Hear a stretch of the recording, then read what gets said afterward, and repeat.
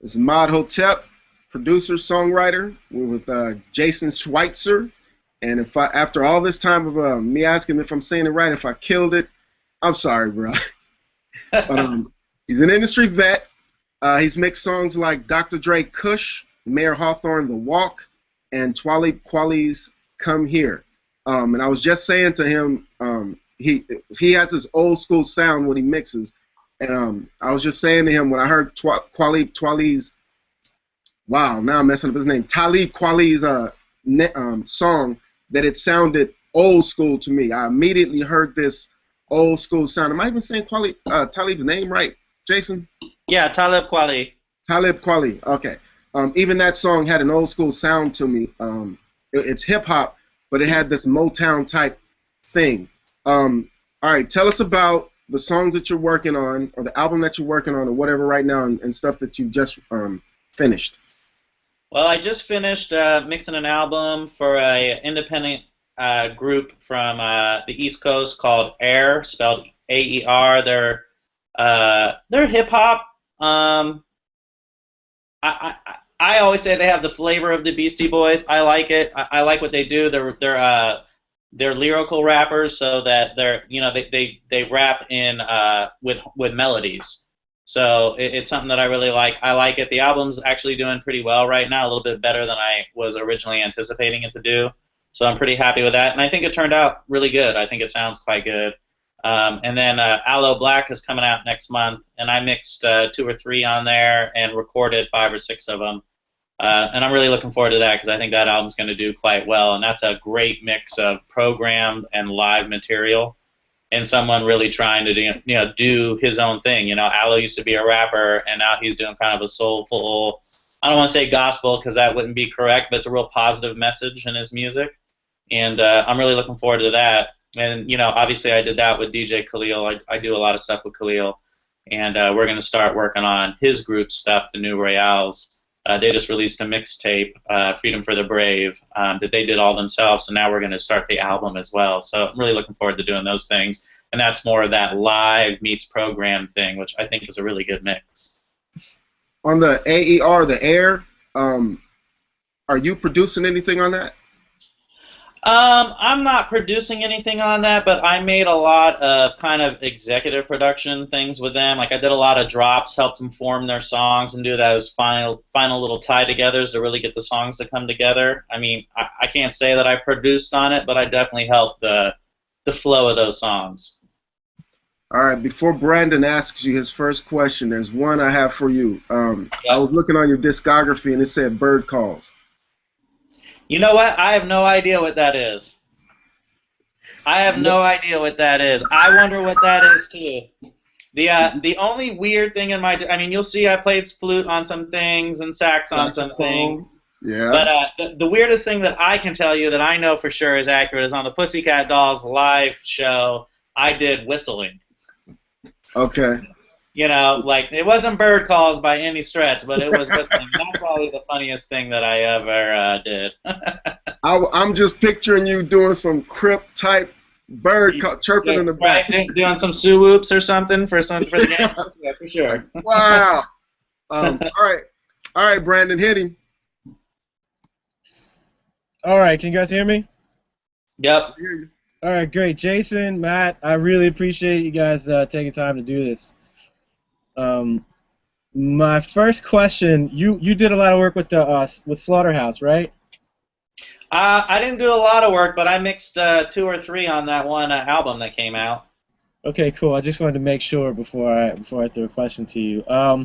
So with Slaughterhouse, I don't know, me tackling it as a mixer would be really hard to resist making it real like boom bap sounding, like a stereotypical boom bap mix. But like their albums, they have like a really current feel to them. So I was hoping you could, talk about how you were able to kind of keep that feel, but also keep it current as well, if that makes sense. When I start a mix on the song, I don't ever think about whether it's current or what the sound is. I let the song tell me what it's going to be. If it's a boom bap song, I'm going to keep that element in there, but I'm always going to do my thing to it. I assume that's why people come to me is they've heard other mixes and they're like, wow, that guy has a very specific sound. So what I don't know how to answer your question. It's not that I don't want to. It's just like I don't think in those terms. Like when it comes up, I let the song and the sounds tell me the way they need to go, and I really build a mix based off what the sounds are telling me. Pretty much that answers it. I mean, that makes sense the way you approach it, because I really do like the mixes on that you did on their project. One of the things about being current, his taste just might be something. If his taste is what people like, you know, and it's different or whatever. Current is relative. Like you come out with something and it's all of a sudden current. You know. Well, I like that the trend in mixes now is we're starting to get away from that total high-end overkill.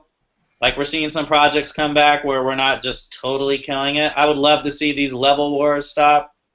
I mean, mixes don't need to be any louder than they are right now. When I listen to your stuff, like I hear depth. I hear some stuff loud, low. I hear it's not hurting my ears. I'll put it that way. My goal in life is to be able to compete level-wise with any of the other mixers that are just given these mixes that are just ridiculously loud, but I don't ever want to give up the dimension that I get in mixes because I'm about the mixes are three-dimensional, not two-dimensional. As long as I can keep that going, I'll make them loud. But, you know, like I'm not going to sacrifice what I know sounds good for loudness. I mean, as it is now, I'm pretty much competing with anybody on loudness. That Air record was really the record where I sat down and had the time to be like, all right, how can I make this stuff ridiculously loud and still keep the sound in the way that I like mixes to sound? And I spent a lot of time thinking about that and doing that. And finally, you know, I found the setup, you know, like in my brain so that I can do it every time. And now I'm printing mixes. I mean, it makes me sad I have to print them so loud because you should not print mixes super loud. I mean, that you're basically passing up gain staging before mastering when you should be letting the mastering guy gain stage it up for you because he's got the better gear. But I'm going to do what I got to do. Do you have another one, Jason, real quick? I mean, not Jason. Brandon. Brandon? Because you said you had a bunch of them. You might want to hit him with another one real quick. Spence is on deck, actually. What's up, Spence? Nah, not yet, Bill. Hey, I have one on deck. It actually pertains to what you're talking about with mastering and loudness. I was gonna ask with your mixes, the stuff that you did, what was it? The Busta Rhymes joint. I'll do it all. Right. Like, what percent when you turn the record in does it sound different from the mix to the master? Well, I mix songs to be mastered, so I'm anticipating what's going to happen to it when it gets mastered. Now, it's funny that you bring that record up because that record was mixed in the studio, not in the box. It was mixed on it was actually mixed 3 times because the song changed 3 times. Wow. That album was the album Dr. Dre produced for him. Yeah. And the first mix we did, Dre's like, I love the mix, but I'm going to make him rewrite his verses, so don't change anything in the mix. So from that point forward, the instrumental actually never changed from there. We did exact recalls on that. And when I printed that song, I probably printed it. Now, keep in mind, we're talking analog, so analog RMS is going to be way different than digital RMS. But I probably printed that song minus 16, minus 15 RMS. You know, this was back in the day. I don't print anything that low anymore. But I expect the mix to be 20 to 30% different than what I give them. I basically want my mix, but better. I want people to be like, all right, you realize where I wanted the song to go. Awesome. And that's what I look for. Do you anticipate any specific frequency changes? I mean, yeah, you expect it when it comes from mastering to be a little brighter, a little more air. You know, the level's definitely going to be louder than what you turned it in as. So, you know, physically, that's going to change frequency response and the relationships to other frequencies. So, you know, you got to think about those things when you're mixing it because if you give a mix that's the brightest, punchiest, loudest mix there is, what's the mastering guy going to do? He then has to undo some of what you've done so that he can then add it back in and do proper gain staging to make it get really loud. All right, Andrew, you ready?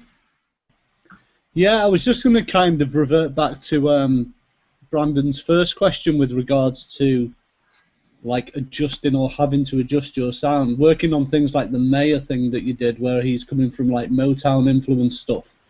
Do you find that maybe you're not the one making the decision that you're having to change stuff or you're having to alter your style, but maybe the times that we're in or the label are saying you've got to change to be, you know, like maybe not so much going with the mono drum thing like Motown and maybe like a more Well, current. I did an old school vibe with new school rules for that.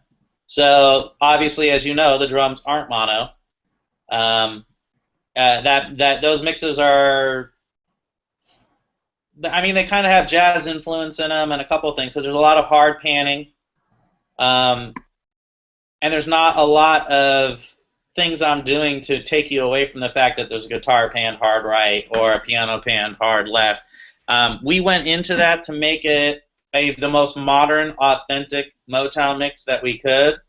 And when he finally was getting signed by the label, they actually tried to have other mixers mix the album, and they couldn't recreate it because they were just like, it's not modern enough. It's like, it doesn't have to be modern. The music is not, it doesn't need to be the loudest kick drum or the loudest bass. It's not what the music is about. So we fought that, but we went into it to make the cleanest representation of the Motown mix, but with a modern twist on it. So, you know, like, I mean, we put a lot of thought into the way those sound, and a lot of it was Mayer. I mean, Mayer is really good at, you know, making sure his sound is the way it is. So for me, I'm just about, you know, it was all done digitally. So for me, it was about trying to add that non-digitalness back into it so that the record sounded warm.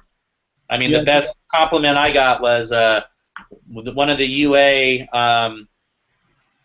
guys that do the actual programming of the plugins and come up with it. He's kind of like the head guy there. He came up to me and he listened to the album and he thought I had mixed it on a console.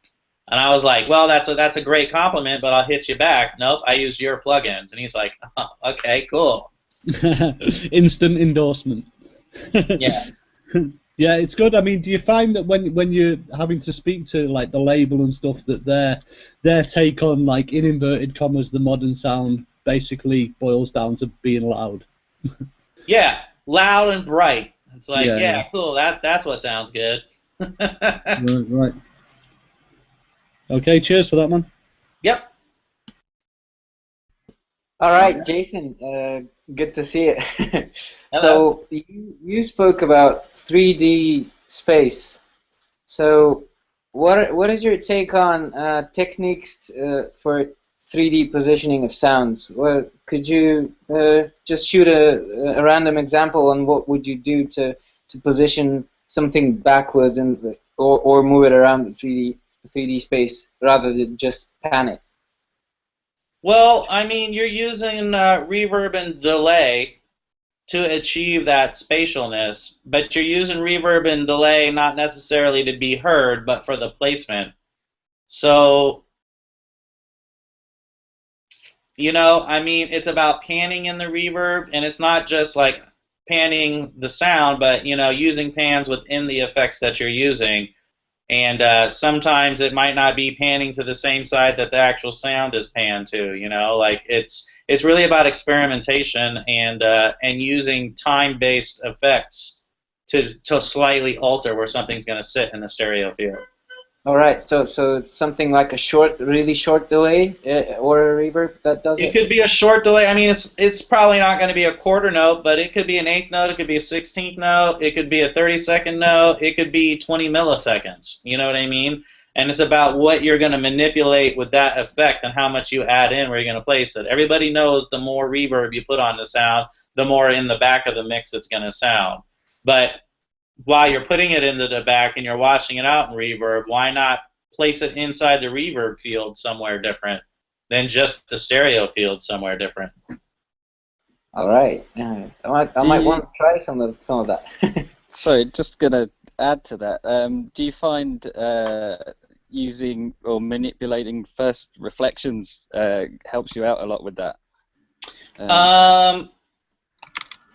I think less about first reflections and more about pre-delay than I do anything else. Right. Okay. Cool. So Thanks. obviously the pre-delay is going to be changing your first reflections, but I just don't think of it in a first reflection ways. I think of it as to when I want the reverb to fire after the sound, with the sound, and that timing in between there to how it's going to sound. Right. Are you Cool, always thanks. then, with that in mind, are you always then thinking about things like the mix process in terms of a real world environment, as in, because sometimes if you're tracking, obviously, then you can print those things at that time, but if you're getting the mix and maybe something hasn't been printed, then you have to kind of put yourself in that space and recreate that. Are you talking about whether I'm thinking about people listening to this music as though they're an audience member? Yeah, or maybe like the way you would approach, the pre-delay on a vocal. You're thinking of it in terms of like maybe like closing your eyes and picturing an actual space and recreating that to put it in. No, I don't do that, but I do mix audience perspective. Right. So I try to think of those things. I mean, I guess in a little ways, I think more about the musicians being on stage than I do about the actual room the listener's in. So I try to. I want the listener to feel like they're part of the band. Right, right. So you're kind of picturing where the musicians would be on the stage. I'm trying to recreate that as though you're standing with them on stage, right, but cool. from an audience perspective. Right. All right, cool. All right, Joe, you're up. Okay, and since we're talking about the stereo spectrum here, I was just actually listening to this the other day and using it for a reference mix. It was London Bridge by Fergie. What I noticed is on the kick drum, how wide in the stereo space are you trying to put these kick drums? Well, I mean, I didn't mix London Bridges. I recorded it. But I can tell you that that's Polo, and it was probably a stereo kick and an actual stereo kick because he uses a Nico. So he's basically got any sampler he wants at his fingertips. So it was one of those. I mean, it's one of those things where you can't make the kick mono because then the whole kick sounds different. So it was probably a really wide kick, as I seem to remember. I mean, that was like 13 years ago. So yeah, it was very wide, you know, and normally I'm not a fan of stereo kicks. I think it's weird. It feels really odd, especially if you're just listening to headphones at home. It's just really kind of uncomfortable to hear it that way. Now, if you're sitting at your desk or you know at your mix station and you're listening on really good monitors, it's pretty neat sounding, but it kind of messes with your sub a little. Well, there was a little period of time where most producers thought stereo kicks meant the kick was louder because they heard it coming out of both the speakers. But I mean, as we all know, because we're all students of audio, that a mono signal, something that you stack mono, is always 3.5 dB louder, and the center channel is going to be in the stereo channel. So, I get lots of stereo kicks that aren't really stereo kicks, and those become mono instantly when I mix them. So did you track that on an analog, or did you go all digital? That was in Pro Tools. Yeah, basically with Polo, we take all of his gear onto the console, and then bus all from the console back into Pro Tools. So at least I'm a fan of adding analog energy in where I can add it. So if I'm going to record in Pro Tools, I'm going to go through some gear or a console before it hits Pro Tools. So what console were you using at that time? That was it was probably a J or a K. Probably a J for the time period. So is that your preferred console to use to track an SSL? No, not necessarily, but that's the console Polo wanted to be on. Right. Now, what do you prefer for tracking? Well, I mean, it depends on what the music is. If I'm going to go record a band live, I want to be on a vintage Neve. I mean, pretty much nothing's going to sound better than that ever. So, okay, what does that mean? What do you mean? What does that mean? I'm an in-the-box guy. I have no idea what that means. Well, we're basically getting into like my theory of what I think digital is and how Pro Tools works, which might not necessarily line up with other people. Okay, let's hear it. My thinking is Pro Tools doesn't sound good because the speed of the electricity of the sound is an analog sound being converted into electricity, which is then converted into a digital from an analog to digital converter. We can all agree that's how it works. So my thing is that if you were to plug a mic directly into Pro Tools, there is absolutely nothing slowing down that electronic signal before it becomes converted back into a analog sound. Even though it's within the DAW, it's analog when you're hearing it.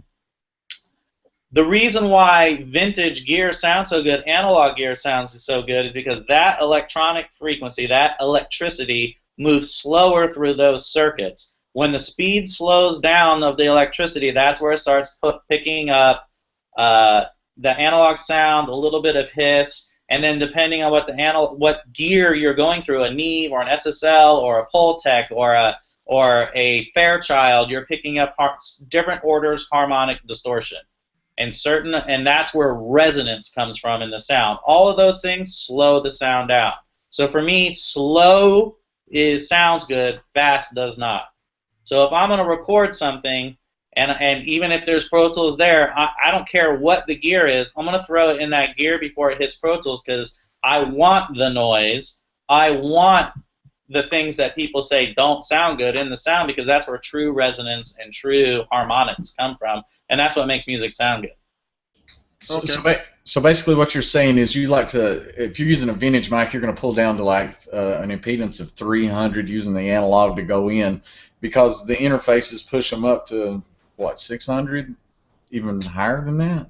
I mean,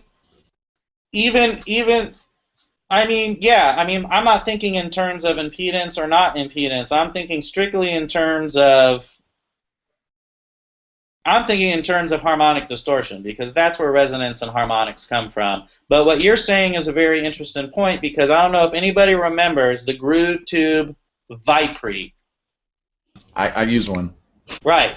The awesome thing about that, and that is that box proves that what I of course am going to say that I'm right because it's my theory, but that box proves that I'm right because if you put in there and you start setting those settings, and you start changing your impedance, your input and your output impedance to match a vintage 1073, you're turning the impedance down.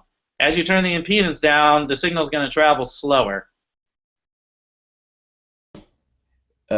Yeah, that thing, it has a knob on it to where you can slow it down or speed it up. If you're using a vintage mic and you're running at like 2400, omega impedance, what you're doing is you're taking the signal and making it so much smaller because you're speeding it up going into Pro Tools or Logic or whatever you're using.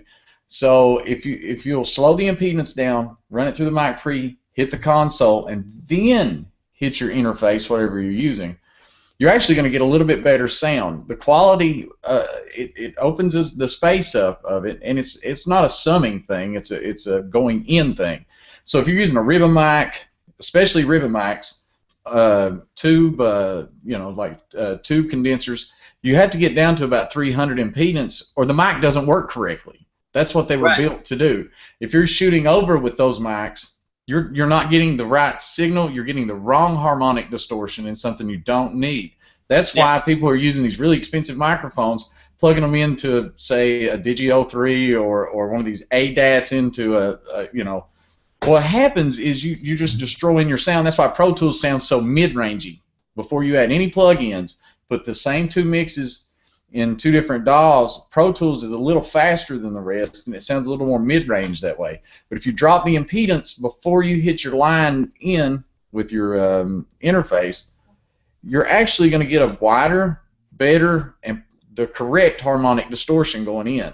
And it makes a big difference. I agree with that. The most depressing thing I see is if I go visit a client or someone working at the studio and whoever the engineer happens to be is sitting behind a console and they have the mic plugged directly into the back of Pro Tools. It just makes me so sad. Because not only that, but when you plug your mic directly into the mic pre directly into a compressor, your compressor is going to act completely different than if you use it on a insert. You know what I mean? Because you're adding op amps and you're slowing down the signal even more. I think my kind of take on what you're saying is talking about slowing down and speeding up, I understand that's an analogy, a way to try and explain what you're thinking. I think of it as a longer round trip signal path. So you're going maybe into some transformers, through some op amps, through a mix bus, then to a summing bus, and then to an amplifier on the output. Well, not totally. If you have the mic plugged into a console, you're never hitting the summing bus or the master Okay, yeah, because you're busting out before that. Sure. Okay, yeah. Okay, gotcha. on this. But Go you're talking about a longer input. But what you're trip saying is through more components. Exactly. The more components you're going through, the more chance you have to pick up some analog goodness along the way. Is the basic gist of that whole statement. Yeah, exactly. And to the impedance thing, I totally understand that. And actually, we were talking about this yesterday. I was talking with Maat and a couple of the other guys yesterday about impedance with mics. And a lot of the time, it is that these vintage mics were designed to run at a lower impedance. That's the design. So you have to be very mindful of impedance matching. You not just plugging a mic in and expecting it to be optimum.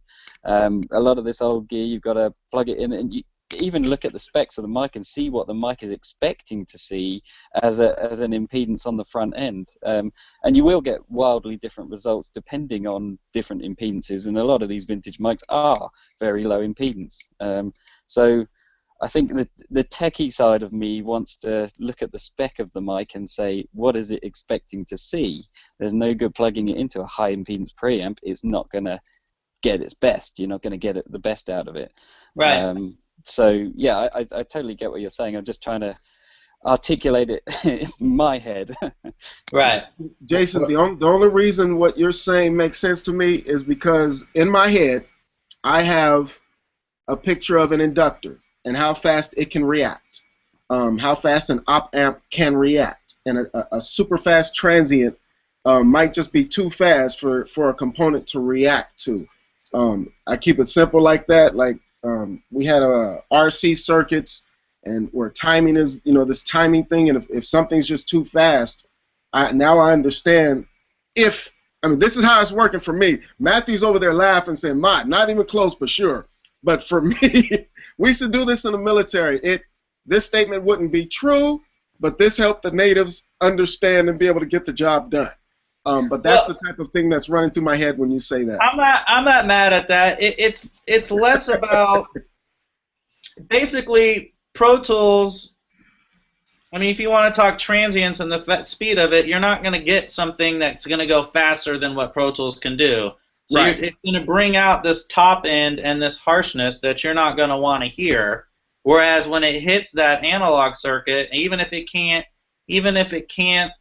keep up with what's going on, it's still going to do its analog thing, and it's still going to slow it down before it hits, which gives it time to pick up the goodness that we need. And it's less about, I say the speed thing because that's the basis of why I think Pro Tools doesn't sound good. Everything's too fast, so everything's traveling so fast that you're hearing a lot of top end, you're hearing a lot of high end, but it's really more about the harmonics that you get by going through the analog gear, whether it's tube, whether it's solid state, whether it's FET, whether it's any of those things makes no difference. It's what it adds to the sound, the harmonic distortion. That's where resonance comes from.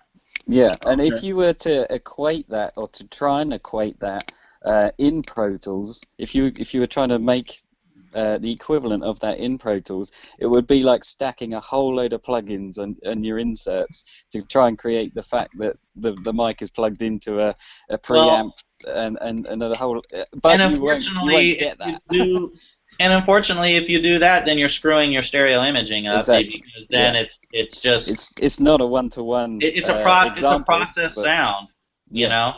Yeah, absolutely. In essence, digital recording is too good for our ears. Well, digital takes a perfect picture of whatever it's given. So if you give it a sterile mic with nothing on there, that's what you're going to get back. If you give it a picture of a 1073 and a Fairchild, that's what you're going to get back. It's only as good as what you give it. Yeah. And I can already tell you, some of us have speed running through our head quite different than this. But either way it goes, you're getting the results. Me personally, I'm loving the results. Who had the question? Well, Matthew Weiss, you haven't even. You're sitting back there all quiet, bruh. What's cracking? You know, I don't want to interrupt anybody's thing, and also I got a poker game going. Let me close that. He's How you up doing, for Jason? gambling. Busted. Are you losing? I was down about $10, but that's okay. Good, we're saving you. That's true. I guess, well, what prompted this little moment here is that I'm not so... This is some technical nonsense, actually. It's not really all that important, but I don't think that the word speed is being used correctly in this conversation. But, I mean, you know, your main point here is about the harmonic coloration, which is absolutely, obviously, you know, it's right. And, you know, however you want to think about it and visualize it, you know, if it works for you, it works for you. So, I mean, I'm just being like well, technically speaking, actually, the speed of electricity is constant no matter what it's going through, and analog circuitry is significantly faster than digital computer speed. That was kind of my thing, getting my head around it. But yeah, I relinquished and kind of just, yeah, the analogy was, I understood the analogy. Yeah. Totally with you. But I mean, if we want a non sequitur over to something completely different, I have a question for sure. Sure. Okay, so I want to talk about a particular artist, but maybe use that artist as a template for artists that have sort of a similar thing going on. You've mixed Jean Grey a couple of times, right? Yeah, probably about 6-7 songs altogether. Cool. So she has a very particular delivery, and it's very... She has, like, it's almost so monotoned that it's, like, stylistic monotoned. And Right. I've mixed her vocals a couple of times before as well, and I've always really struggled with her voice. I'm actually going back to those records and remixing them because I didn't get it right. When you're dealing with a voice that's that level and that tonally in one spot, do you approach the processing differently, or is it kind of just, well, here's what makes the vocal sound best in the mix, and that's what the vocal is, so there it is? I think what makes her vocal the hardest, less than her delivery and the kind of monotone, it's the tone that she's using that is monotone. She's got kind of a... I don't mean this in a mean way at all, but it's kind of whiny sounding. She would curse you out. She would. And that's fine. But it's got kind of a nails on chalkboard tonality to it. So for me, it's about what can I do to make that voice be pleasant to listen to when someone's listening to it loud. So let's ahead. get the goods. What?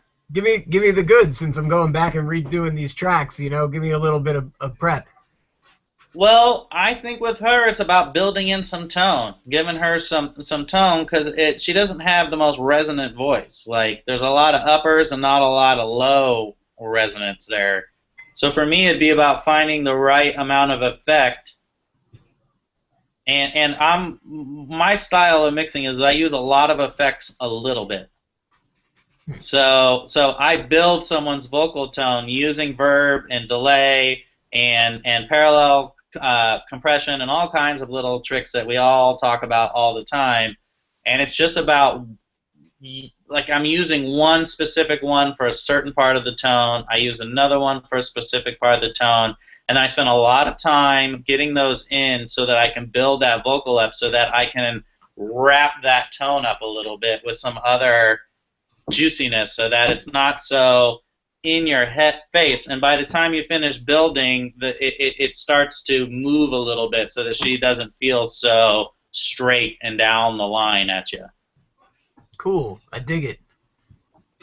That was my question, but yeah, great answer. All right, Vladi.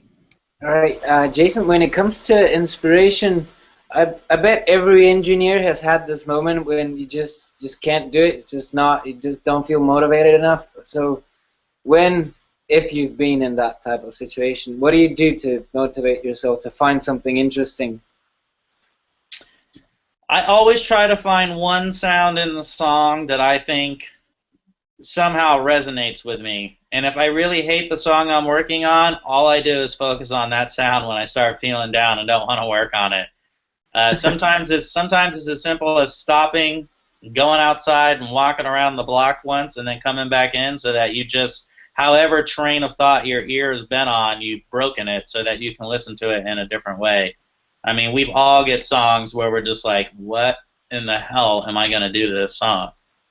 Like, you know, I can't find one thing that's interesting. So you've got to look at it and find it, because at the end of the day, they're expecting the same amount of awesomeness from the mix that any other client that you might love working with is expecting. So I try not to cheat the client, but yeah, there's some times where you're just like, I need to step away because what I'm doing is not making this song better.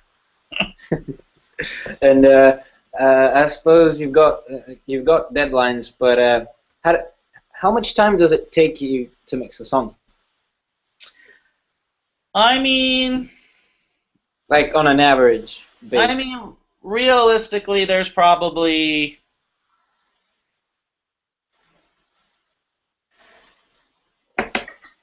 there's probably 12 to 20 hours in every mix. I mean, when it's all said and done, sometimes the mix might be done faster, but by the time I'm really done with it, it probably ends up being about this. You know, it's usually at least 12 hours. By the time you're done tweaking and doing this and listening in the car and making adjustments and doing all of that. Yeah. Thanks. That's really cool. All right, Brandon. Hey. Okay. You mentioned something quickly about plugins, and he was saying, I forget who it was talking about, if he stacked a bunch of plugins on top of each other to try to emulate some of the noise that you would get from analog gear, and you said that would kind of ruin the stereo image. Yeah. So are you talking about on the master bus or just like any track in general? I mean, nowadays they're getting their plug-in delay compensation so good, but I mean, every time you put on a plug-in, it's a mathematical calculation the computer has to make. And then Pro Tools will then figure out the amount of delay that it takes to make that compensation, and then it'll make sure that all the tracks are compensated at the same time, so that you hear everything the same. But for me, the more plugins you add on the sound, the more processed it sounds and the more artificial it sounds. Like stacking plugins, even if for some reason you've gone outside the plug-in delay compensation, you get it to be a little bit later, you've changed the sound so much that you're killing any resonant tone you had to begin with anyways. Makes sense. Thanks. Real quick, Brandon, let me get ready to ask another Brandon, but let me ask this. Nick is over here wanting to know about, on these 12-hour mixes or whatever, do you end up doing a bunch of edits? On top of that, would you just speak on having to go back and forth? Say you have a label and whoever they want all these changes. Would you speak about the back and forth thing? How much you might have to go back and forth with them? Well, I mean, every client's different, but first we'll talk about the editing. Unfortunately, yes, I usually end up editing probably just about every song I mix, because whoever ends up recording it has not done one single fade and has not done one single thing to clean up the song at all. So I'll have vocals, guitars, bass, you name it, I'll have sounds that have pops and clicks in them, and they're like, wow, I never noticed that before. And I was like, well, I mean, I don't know how to respond to that except for to say, like, how in the hell could you not have heard that? You know, so I'll go through and clean up all the empty space, go through every single punch, make sure everything's right, because by the time you finish compressing, EQing, and doing whatever it is you're going to do to the sound, I mean, all you're going to hear is pops and clicks all over the song. So yeah, I end up having to do a lot of editing. And then some people are like, well, can you do some drops? I mean, if you hear something cool, can you do a transition? Can you, and then, yeah, you end up getting in there and chopping and editing and testing and going back and forth. And, you end up wasting a lot of time doing all of that. But it's just kind of part of the mix process now. And the type of stuff you go through when you go back and forth with people doing the little changes. I mean, it's funny, you brought up Jean Grey earlier. By far, I have never received notes like I have received from Jean Grey. And I see you laughing there, so that tells me you have too. I've heard her talking to Dave Pensato, and there was a little thing between them. I was like, oh damn, what is that about the notes? Getting I got 3 pages of notes on one song, and almost none of it had to do with the actual mix. I mean, she's like, okay, I want you to take the backgrounds, and she prints she gets 6 or 7 background tracks. She's like, I want you to take this background, I want you to write them out, I want you to put them up, I want you to put in the reverb, I want you to do this, I want you to drop the music, I want you to do this, I want you to do this, and then I want you to do this, and then this. Then, for the hook, I want you to do this, I want you... Wow, it sounds to me like she should have been there during the mix. And it's funny, and I don't mind getting notes, but when I got those notes, I was like, you could have maybe done some of that when you recorded it, because now we're doing this in the mix. I mean, sometimes notes are extensive, sometimes they're not. I find that the more established the artist is, the better the notes are. It's always the person I do a favor for. I mix something for not a lot of money, and I try to help them out, and I see Brandon just wrote I did 25 revisions. Yeah, that's the dude I do 25 revisions for, is the guy that's paid me almost nothing. And it's just because they're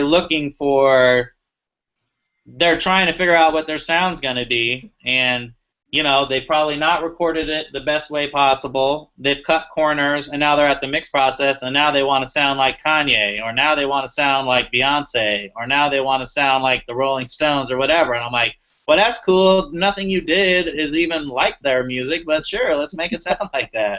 Right.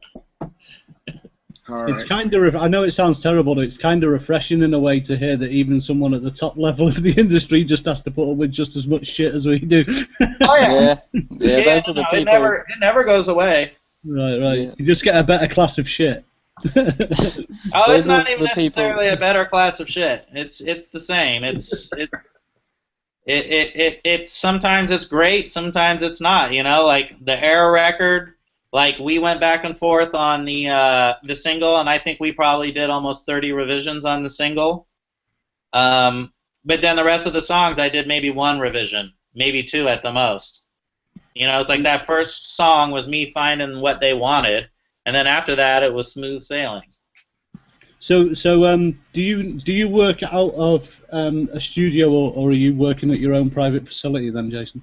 I have, my mix room is just at my place right now. I have a couple of bedrooms, and I have one where I just mix out of. I hate it. I don't like doing it, but it's the smartest way for me to do it right now. I mean, eventually I'm going to be in a more built-out type situation, but, Yeah, I was going to say, do you find that there's like studios that you find yourself having a preference for because the edits and stuff you get stuff that's better prepared from certain places or certain engineers and stuff?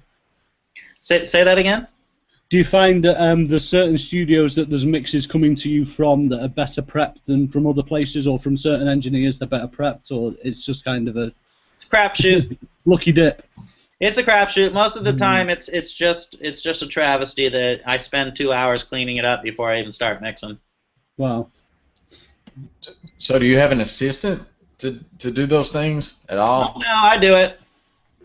Why don't you have an assistant? I'm kind of, like when I'm just at my place, it's just I do it. It helps me get more into the song. Like if I'm at the studio, it depends on, if I book in at a place for a couple of months, yeah, I'll probably end up having the assistant do it. But I mean, I'm very particular, and most people are very lazy, so they're not going to do it the way I want it done anyway. So I'd rather just do it myself. So this is why some people have assistants who are, it's like basically you walk in and you can tell the assistant has been told to shut up and do exactly what I want done, and they're programmed and they just operate. It's like, forget your personal opinion, this is what I want. I get it. I don't want that. I just don't want... If I say, look, I want to edit it this way, and I want you to check your editing this way, or something as simple as in, okay, we're done mixing, I printed all the mixes, and I want you to back the session up and get it ready, and I want you to check the backup when you're done with it. I want you to unzip it, reopen it up on a different drive, and check it. I want you to do what I told you to do. I don't want you to do like, well, I checked it. I mean, it unzipped, so it's fine. It's like, no, that's not what I asked you to do. Like, I love opinions. I want people to say stuff, but, you know, don't, you know, like I have assistants who argue with me that say plugging the mic directly into Pro Tools sounds as good as putting it on the console and using an insert. And my discussion with you ends if you're going to argue with me about what sounds better, and that there's, you know, like I had one guy told me that the compressor reacts exactly the same way if you have it on the insert than if you plug the mic pre directly into it. And I was like, you just can't work with me anymore if you're going to discuss this and not understand that you're wrong. Like, I've recorded like 20,000 vocals, you've recorded 200 vocals. I'm pretty sure I'm right. You know, and you're gonna be wrong sometimes. That's egotistical to say, but you know, like you're fighting me on something. I just want things done logically and correctly, and to be honest with you, most of the time people can't even do them correctly. You know, like I mixed some stuff for my buddy, the engineer. I mean, you'd think he was the best engineer ever, and I get a stereo acoustic guitar track. I don't know why it was in stereo. He never told me why it was in stereo. But the part, you know, was like a rhythmic part, you know,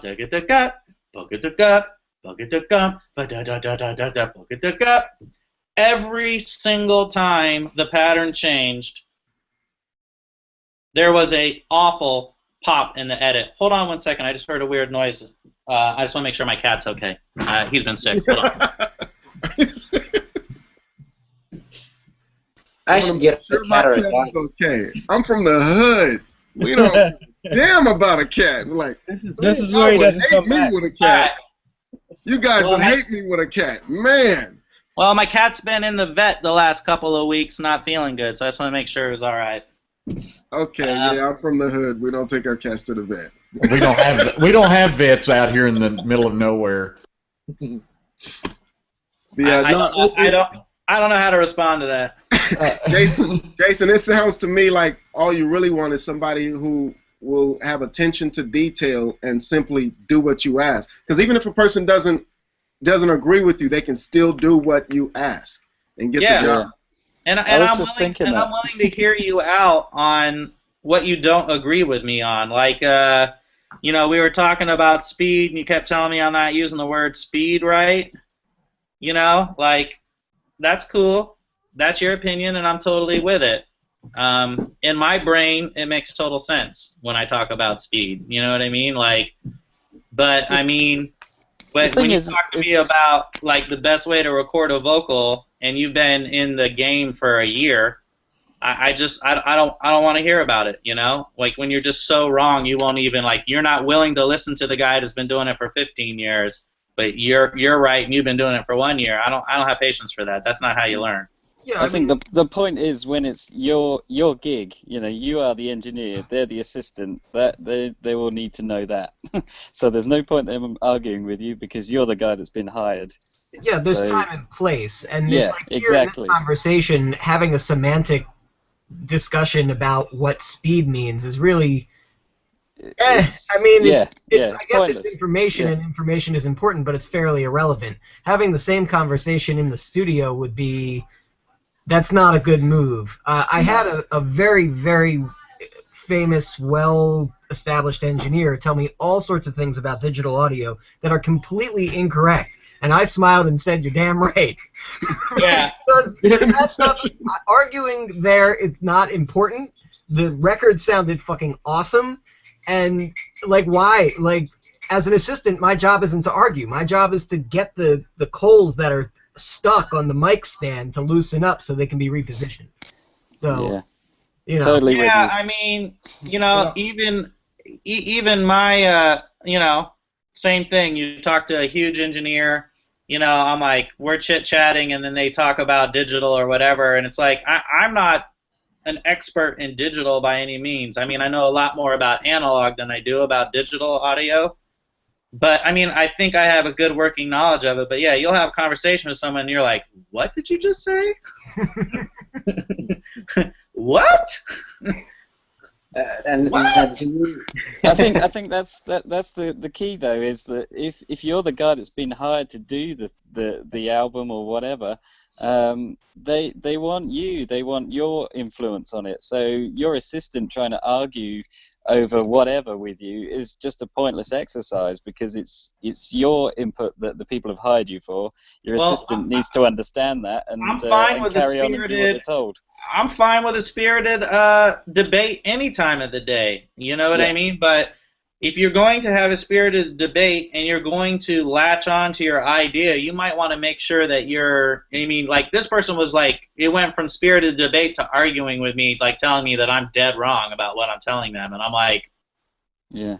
Like, it's not getting you anywhere, is it? Yeah, it's like, like, even if I was wrong, which I wasn't, it's like you might want to just take a step back and go pull open your laptop and do a little research real quick and learn what an op amp is and things of that nature before you start telling me that I'm wrong about something that I'm completely right about, and then like trying to take it to the grave, and it's like, it's funny because the guy that was arguing with me was the guy that I walked into that was using my mic chain incorrectly, was over-compressing the vocal, and it was just recording like a block for the vocal down. It was the same person who was trying to tell me that it made no difference whether you put it on the console or not.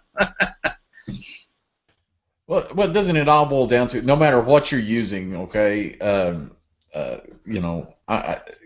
it all boils down to the song, not really what equipment we're using. It's whatever you have the ability to use. Like Maat says, he goes completely in the box. That's what he's got to use. What I have to use is, it's not an SSL, it's an MCI. That's all we've got. But I use it. I don't use it because it's going to make the song better. I use it because it helps me to help the song. But it all boils down if the song's good or not. If you're in the producer chair, engineering is a little different, but I think it's, if you have it, you use it. If you don't have it, it's understanding what's happening understanding what it is that you're capturing. You know what I mean? If you're sitting in a studio and you have a console, whether it be an MCI, an API, a Neve, an SSL, a Trident, it's going to add a vibe to the sound that you're not going to get digital, because as we've already talked about, speed, not speed, makes no difference. Digital takes a perfect picture of what's there. It's zeros and ones, on and off, that's it. So it's understanding that if you don't have a console, you don't have a great mic, you don't have great mic pre's, it's just understanding that what you're giving it is a bare thing, and that you might need to spend a little bit more time when you're mixing it to build some groove back into it that you might not have been able to get when you did it originally.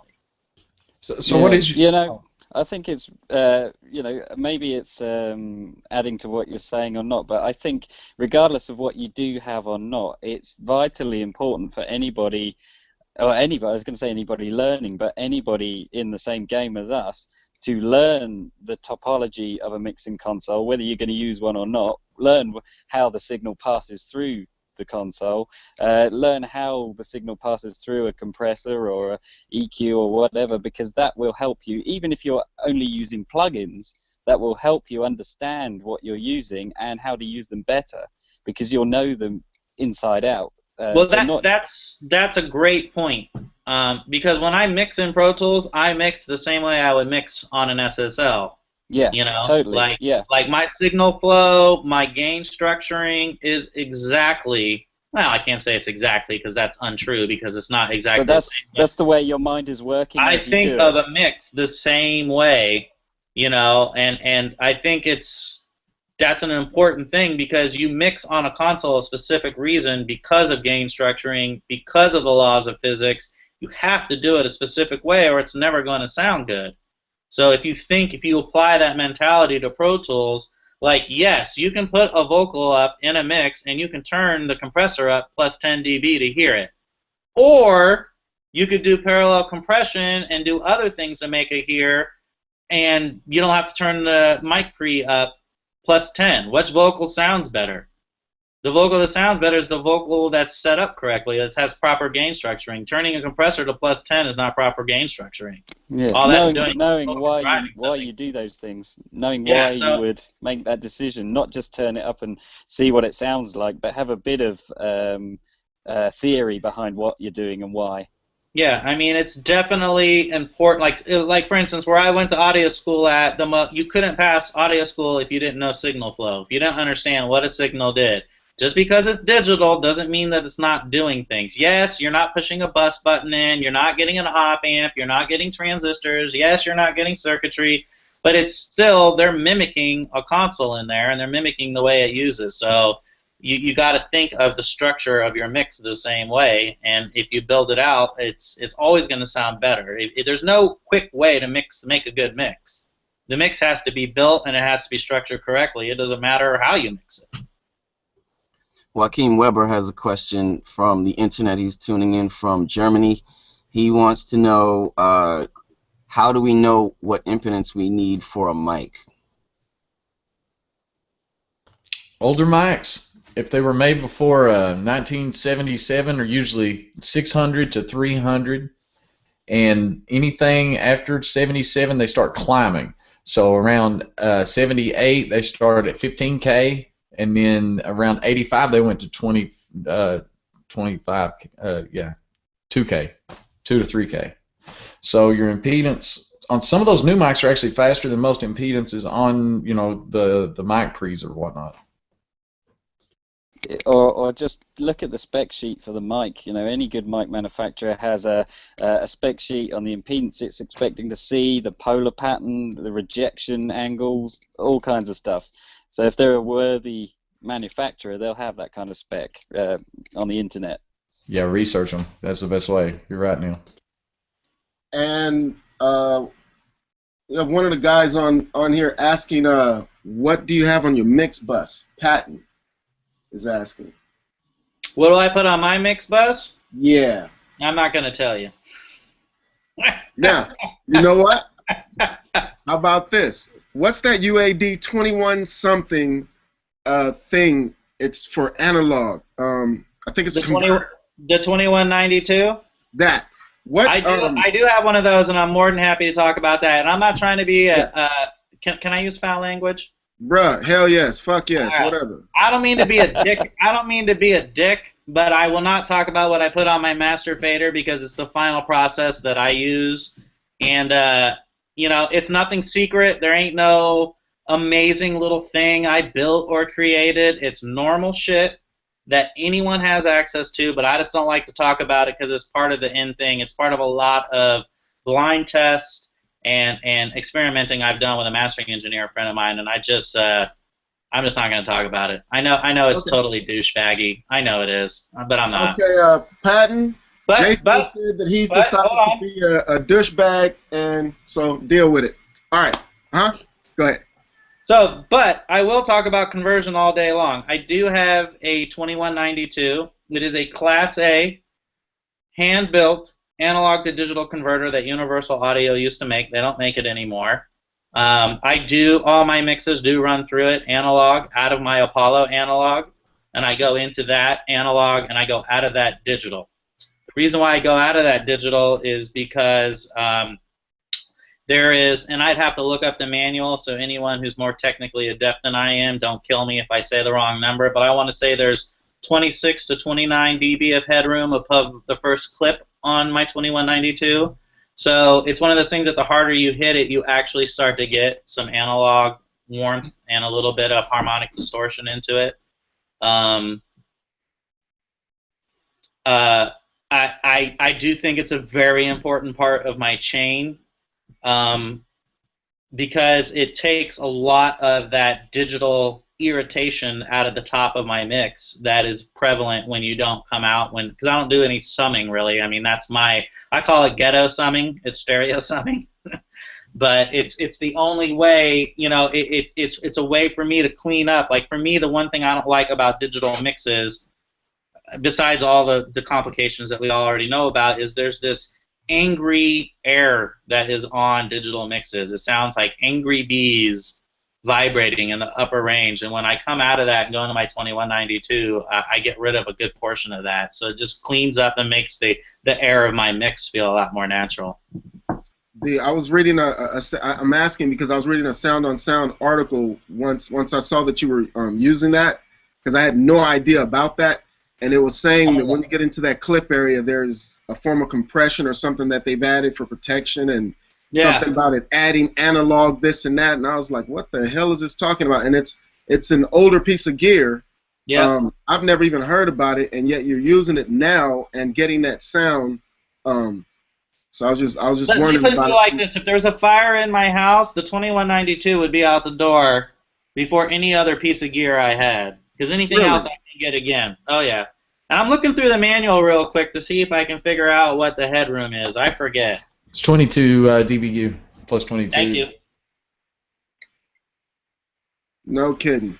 It's one of the few converters you can clip it and not get that digital clip going in. You get more of an analog red line. You can digital clip it if you go above the headroom, but they give you so much headroom. And I'm going to tell you right now, it makes a huge difference. And I do light up reds when I print through it, and it's amazing. I would literally shoot somebody if they tried to take that. They can have anything else in my apartment, but they take that, we're going to have words. You've done when you say, well, you've done testing on it, right? What have you done as far as testing? With that, printing mixes with different ways, like going into it analog, going into it digital, coming out of it analog, coming out of it digital, all reprocessing, and then I'll do a quadruple blind test with my mastering engineer, where I basically going to send him 4 mixes named 1, 2, 3, 4, and I have a master ledger here where I know where each one is, and I tell him to pick the one that he thinks sounds the best. And this includes like changing like what I have on my master fader, trying A, trying B, trying C, trying A, trying B, trying C, trying C, trying A, until I've whittled it down, and then once he's picked, I will go there and then go listen to them, because he's got amazing speakers. He's got original Asperger's, and I mean, you can literally hear quarter dB adjustments on his speakers, and I'll go listen and pick the one that I think sounds the best, and that's kind of how I came up with what I use for my final printing and all of that. Could you? Oh, sorry, Maat. What sample rate? What sample rate are you? Well, I mean, most of the time, sessions I get are 44/24. I just mixed a jazz album at 88/2/24, but most of the time it's 44 or 48.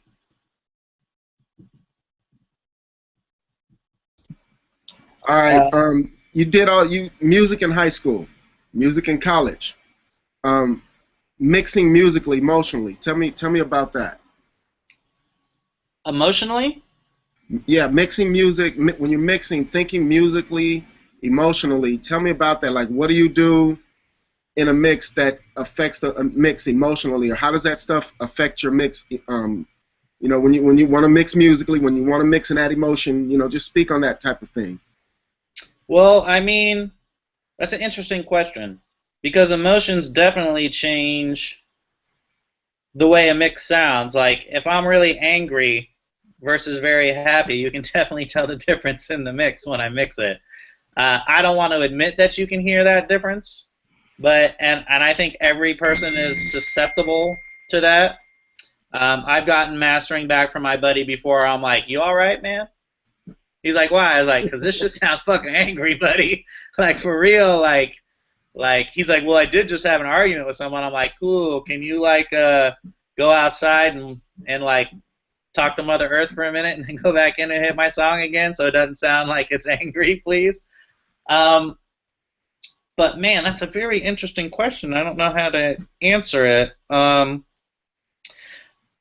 Before I start any mix, I always listen to the song in its entirety a few times through while I'm setting up the session, like getting my stuff in order so I can start the mix. Maybe I'm making lunch, maybe I'm doing whatever it is I'm doing. I will listen to the song a few times and see what it evokes in me. And then when I mix the song, I try to make sure I don't lose that, you know, and I'll listen to the rough. Like, I'm all about vibe and I'm all about swing.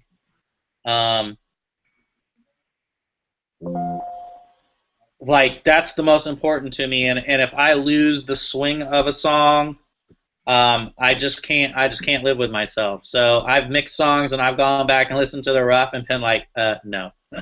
No, you didn't get it. You know, even if their rough is awful sounding, it sounds that way because that's the way they were grooving to it. So I definitely try to make sure I don't lose the swing, you know, and it's probably because I'm a jazz head by nature. See you later, Brandon.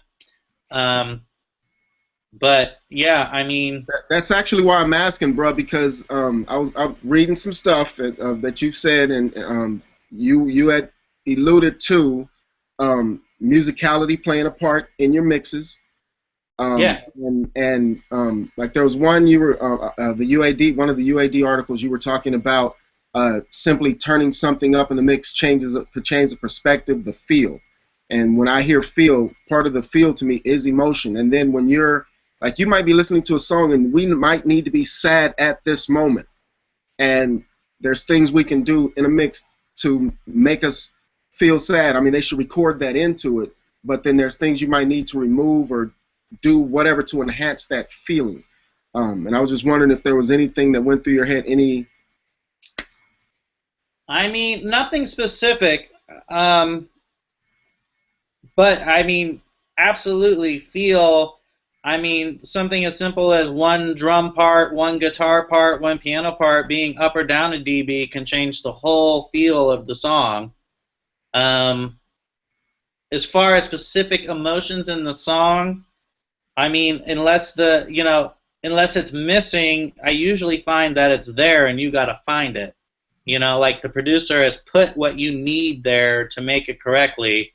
And if you get to that part of the song and it's not there, I'll just start muting sounds out until I find the one that's the one that needs to be there. You know what I mean? And chances are it's a sound that, you know, like I always find it trippy when I'm done with the mix because I'm so hyper-focused on these different parts of the mix that when I finally step back and look at the mix, I'm like, man, I forgot that sound was in the mix. Then I'm like, let me go back and look at all these ancillary sounds I wasn't paying attention to. And you know, those sounds usually end up making a huge difference in the mix because they're the little candy, they're the little fluff that can pull a song in a direction one way or the other. Okay, Matthew, what were you wanting to talk about jazz? I thought it would be cool to talk jazz for a minute, maybe switch gears a little. Let's go.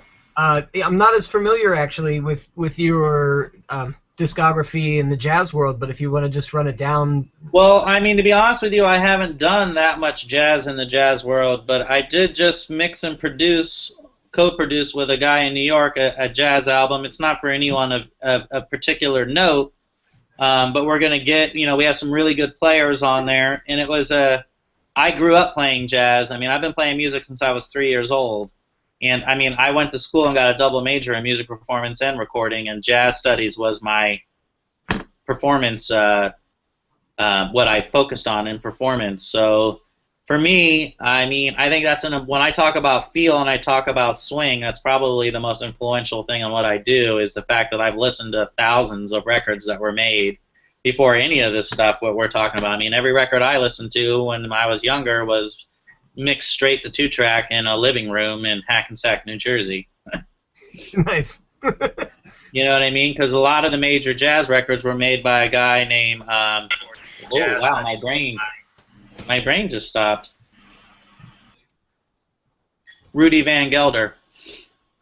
And Rudy Van Gelder is he recorded so many major jazz albums in his parents' living room in Hackensack, New Jersey. And I mean, he did some crazy recording and mixing techniques. Like there's drum distortion, like, and we're talking straight ahead Coltrane, Art Blakey records where, like, I mean, especially Art Blakey records where like the drums are like distorted, but it totally works and you don't even realize it. You know what I mean? And like, and when you really listen critically to those, you're like, I can hear the living room. It is in a living room. It's So funny because a lot of times the jazz guys are very much like, or at least the illusion is created that the goal of a jazz recording is to be 100% as transparent as possible, and I don't know if that's necessarily true. I don't know if that's true either. I mean, jazzers are about the emotion of what they're doing going to tape correctly. I mean, more than anything. I mean, for me, and it's about when I worked on that jazz record, I mean, it was about trying to make it sound as natural as possible. You know, where I wanted it to be pure sounding, and it was hard to do because I didn't record it. Someone else recorded it, and they didn't do the best job. So it was a lot of what can I do to make it sound natural, even though I kind of got to do a lot to make it sound natural. It was a very interesting experiment because I actually spent a lot of time tweaking and trying different plugin combinations so that I mean, the last thing I want to do is stack 5 plugins on a piano in a jazz song. So I had to figure out a way to stack plugins without it making it sound like I was stacking plugins. So it was like tiny adjustments along the way so that it wouldn't start to sound not natural anymore. So when you're approaching a jazz record, how might your thought process or approach be different, whether it's recording or mixing, than say, one of the hip-hop records or pop records that you're doing? Well, it's uncomfortability is what it is, because you pull it up and it's like, yeah, you can probably get the drums going pretty good. I mean, it's not like you're gonna have some crazy kick drum in a jazz song. I mean, it's out of place if you try to make it be that. But you'll get to something like the bass, like a stand-up bass, and you're like, well, let's see, I could put 1176 on here and LA2A and then if you try to think about it in those terms, you're like, cool, I just made this stand-up bass a rap bass. That's sweet. Let's do that. So it's about what the sound needs, but it's like using different stuff to make it sound that way. Because if you try to do if you try to do anything you're comfortable with doing, especially like with a bass or something, you know what I mean? Like you'll listen to it in context of the record, you'd be like, yeah, that sounds awful. I just totally slammed this shit in this compressor, and it sounds like I slammed it in this compressor, and it just doesn't sound good. So it's about you're out of your comfort zone. So you're like, how can I make this sound the way it needs to sound, but I can't use any tricks that I already know because those tricks aren't appropriate. Okay, and one more for you. Let's say you're recording the jazz record. I find that there tends to be 2 schools of thought. One being that you basically get the sound in the room and you let the musicians do what they do. And then there's other people who are a little bit more assertive and they get the mics into the piano or right up onto the bass, and they still do close captures that are maybe more reminiscent of rock style recordings, except for you're using jazz instruments. How do you normally approach your recordings? Well, I mean, the recording is going to be depending on what the material it is. I think you just kind of nailed it. I mean, if I'm going to record jazz drums, I'm going to be thinking more of, jazz, to get anything good, they're going to play at the same time. And depending on the studio you're in, they might all be in the same room. You might have isolation rooms, you might not. Like the jazz record that I got to mix, the piano had horn bleed, drum bleed, and it was really interesting because we ended up replacing all the drums and all the bass. So we had this interesting fight going on between what was there and what isn't there. But if it was me, since you're asking me what I would do, I would, if I was going to record a jazz album, I'd probably do some studying on what people do when they mic jazz drums, I wouldn't apply my already knowledge. I mean, I know how to make a drum sound good if I'm recording it, but, the biggest thing I've learned recently is, like you just said, where you're placing the mic. I mean, you don't have to put the mic on the drum. As you pull it off, you're getting different types of room noises, you're getting different types of air, and the drums will actually move differently. So my inclination, if without any kind of research or really thinking about it logically, since I'm on the spot, I would say I probably wouldn't have these mics just, if this is the snare drum, I might not have the mic just right there. I might pull it off a little bit and see what happens when we get some air in there, because it's more about how everybody reacts to themselves than it is about what the individual instrument is doing. Cool. On that note, I gotta actually peace on out of here. But man, great talking to you, Jay, and everyone else. Hold on, Matthew. Now, you Yeah. know we are going to keep beating you up about the background that you have. Y'all take a look at Matthew's background. He does these videos, and he has animals walking through, and when he does, like, we're scared that it might be something inappropriate. Not bad against the animals, but it's like, what's going to happen in his background? And so when we see something, it's like, what is it? My dog's your passed out on background, the man. floor. Huh? My dog's passed out on the floor back there. There she is. Just be careful what's in your background, bro. We're going to see some goodies one of these times. Watch. I mean, I'm not that interesting of a person, unfortunately. Maybe one day you'll get lucky, but I don't think so. Every time your dog walks across, it's like, what is it this time? So yeah, somebody's woman walked across one time, but okay, all right. 1 second, Matt. Is that an M149 behind you on the floor? There's definitely no M149 behind me on the floor. There is an M147 in front of me on a stand where valuable microphones belong, but there's definitely no expensive microphones on my floor. No, not the floor, but I mean the box. I recognized it. Oh, that's the M147 carry case. We were just waiting for you exactly to the same mic for the the dog up. M149. What? I said it's exactly the same one for the M149. It's a great Yeah, I mic. think it's the same power supply too. Yeah. Guys, Alright, bro. I'm gonna have to head out as well. So yeah, just want to say thanks, Jason, for taking the time, and good speaking to you guys. Sorry I didn't get to speak to you, Mister, but I'll catch you some other time. Yeah. Thanks, guys. Peace And, out, Neil. bro.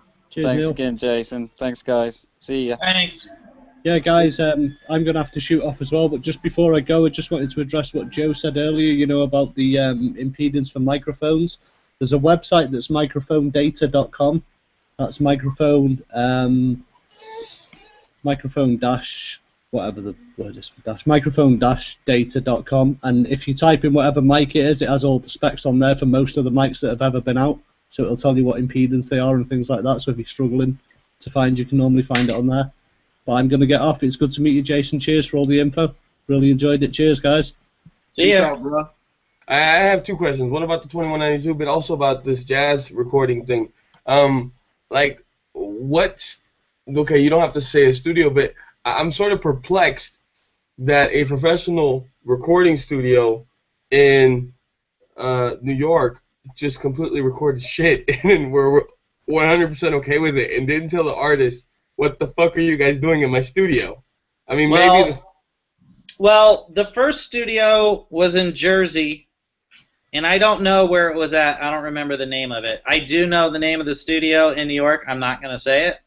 But I will say this. They used the house engineer rather than flying me out to use me, which in the long run they should have, because the money they saved by not having me go there, they wasted by doing everything more and not having someone saying, hey, what are you doing? I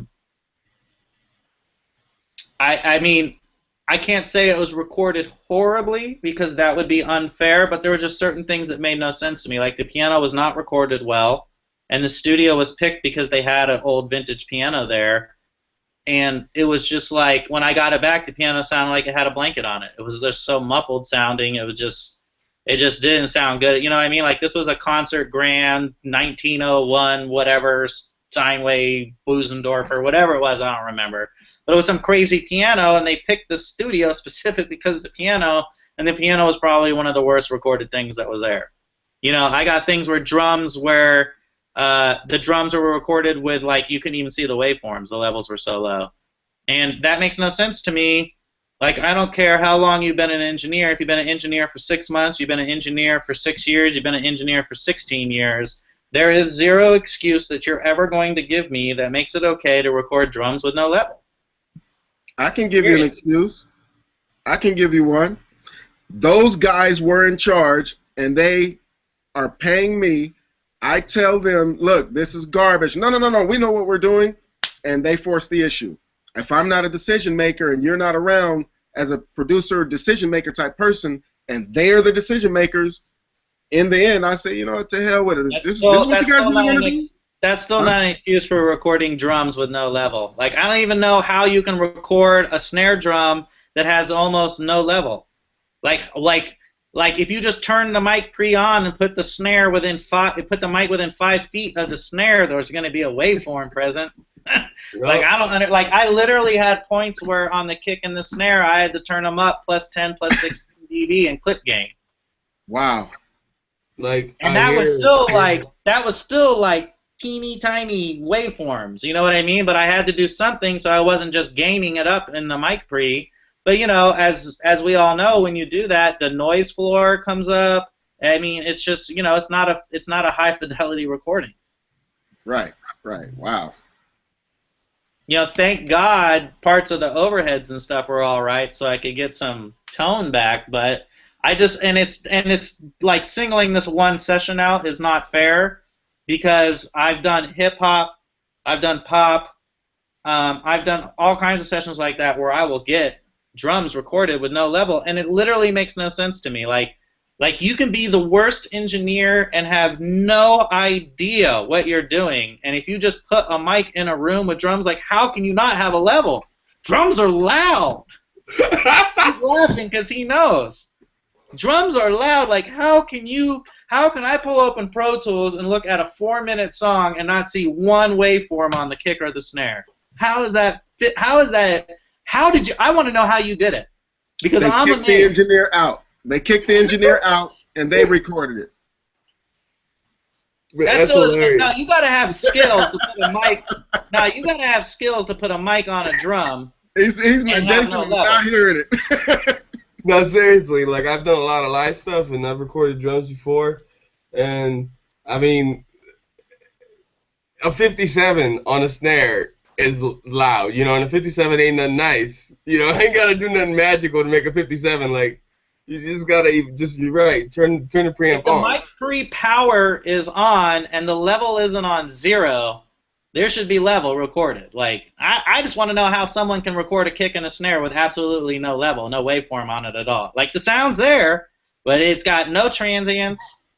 It's got nothing. I'm just like, I want to know physically how you did that, because honestly, my recording knowledge, I don't know how you did that. Like, I'm not smart enough to know how you could possibly record drums with no level. You need some more understanding and skill. That's what it is. Yeah, like my recording chops ain't good, because I don't know how they do that.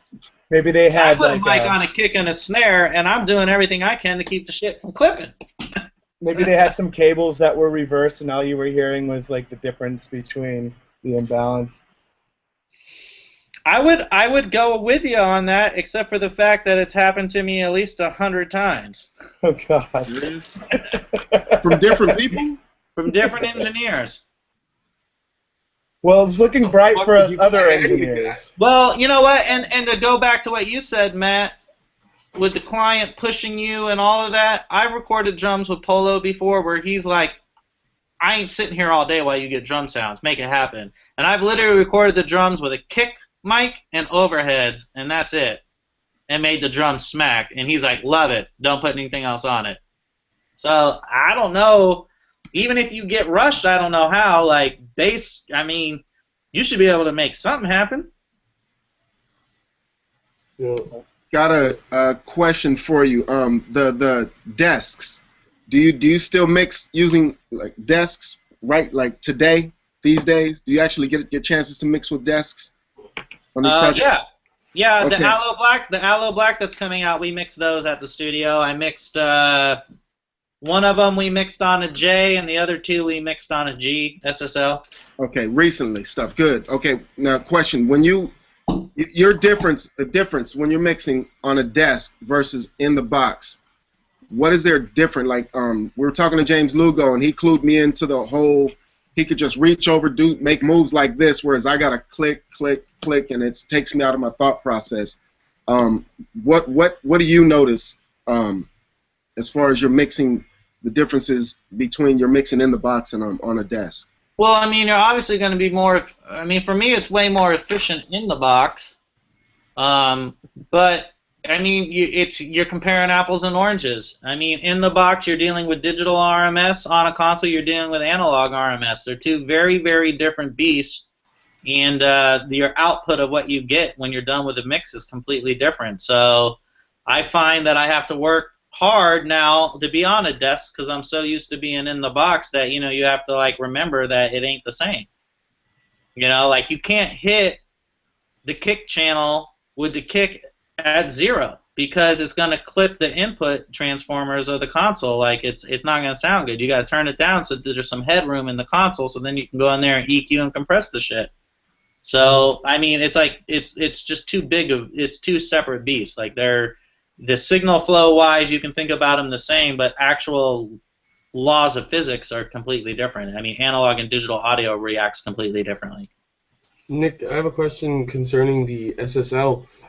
We just installed at my job an ADT from 1981. I work at a music store here in Munich, Germany, and we're going to be able to use that, you know, whenever we want to mix some sessions. But the routing can be a little bit complicated. Like, do you ever find it a bit cumbersome whenever you go into a new room with a console you may not know, or do you always have an assistant that knows how to run that machine? Well, if I go into a studio with a console I don't know, I mean, that doesn't happen often. It would be more like a digital console I've never used before, or like I've never used an MCI before.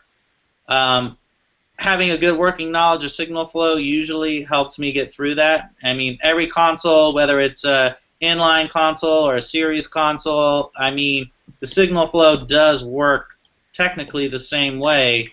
But if I'm going to put myself in a position to be on a console I've never used before, I'm going to make sure there's an assistant there that does, so they can at least give me the basics so I know what I'm doing. But I don't find it cumbersome to go do a mix on an SSL because I learned to mix on an SSL. So for me, it's kind of like going back to an old friend, and it's a lot of like, oh, man, I forgot that. Oh, shit, I got to go back and fix that. Oh, forgot about that. It's about remembering, you know, like just like the headroom thing. Like when I went and mixed the first Aloe song, like I had to go back and kind of start over again after I got into it because I forgot that, you know, like you got to pull all these levels down because you just can't hit the console that hard. On top of that, like most studios that you're probably going into have probably HDIOs or 192s for the consoles. Do you ever take your 2192 with you? Every time. How do you just patch it into the AES CPU on the backside, or? I will directly put the master bus out into the 2192, and then I will go out of it AES into the Pro Tools converters. So that way I just get past their math completely. That's fucking awesome. Sorry, dude. Just had to say that thing is a fucking. Well, I will tell you this. It's the 2192 is just so amazing. I mean, it is so much better that like the last couple times I mixed, my homie Vic was assisting me. He's not even an assistant anymore. He's an engineer. He just wanted to hang out and work on the Aloe shit. So he's like, "Can I just come assist?" I was like, "I don't care." And it was one of those things like at the end of the mix, like I'm going between the console and the 2192, and every time I hit, you know, external to monitors because I was monitoring my 2192 on an external monitor source. Every time I hit it down, like, and I mean, at the end of the mix, I listen like as quiet as you can, like, you can hear like a gnat in the next room. That's how quiet it is in the studio. And as soon as I hit down external monitors, he'll look up. He's like, "You're on the 2192, aren't you?" I was like, "Yeah." And it makes no click, no noise when you do it. It's a passive button. That's how amazing it is. So I could never. I mean, that's a key part of my sound. I would never go without that 2192. It's too important. We have one still new in the store that nobody bought. Buy it. Buy it. I don't have the money. That thing's expensive. What's the price? How much are they selling it for? I think I still have to. Well, because I work at the store, I get it for you know, the price we bought it for plus 10%. So I'd have to look that up. You know what I'm saying? But we're still talking like a grip. Like. Yeah, I mean it's probably $2,000 or $2,500 US. Yeah. So it's like, I gotta get some routers first, man. You might want to buy it, Jason, and have a spare so when yours goes out, you have one. Better think about that. Yeah, no, trust me, I do. Unfortunately, there's other things I need to buy. Such as? Summing. Summing is the next thing I'm doing. That's Why? actually my next question. So when you're mixing at home, you're using the 2192 as your as like a hard clipper. I'm pretty much understanding. You know what I'm saying? Like you're going out. I'm gonna guess into some outboard gear, or are you going out into some summing, or how's that looking? I go out of my Apollo analog into my 2192 analog, and then I go out of the 2192 digital back into the Apollo. Okay, so you're basically using it as like a clipping sort of phase to make it like fucking I rock. call it my ghetto summing. Okay, okay. That sounds cool, man. It's stereo That's summing. I mean, it's basically a way for me to add some analog back into my signal path before I print. No, I like it. I like that stuff. I'm starting to do an internship in a mastering studio out here. Buddy of mine, I can't say the name yet because it's not official, and I am gonna have to probably sign some paperwork that says that I can't even talk about it. But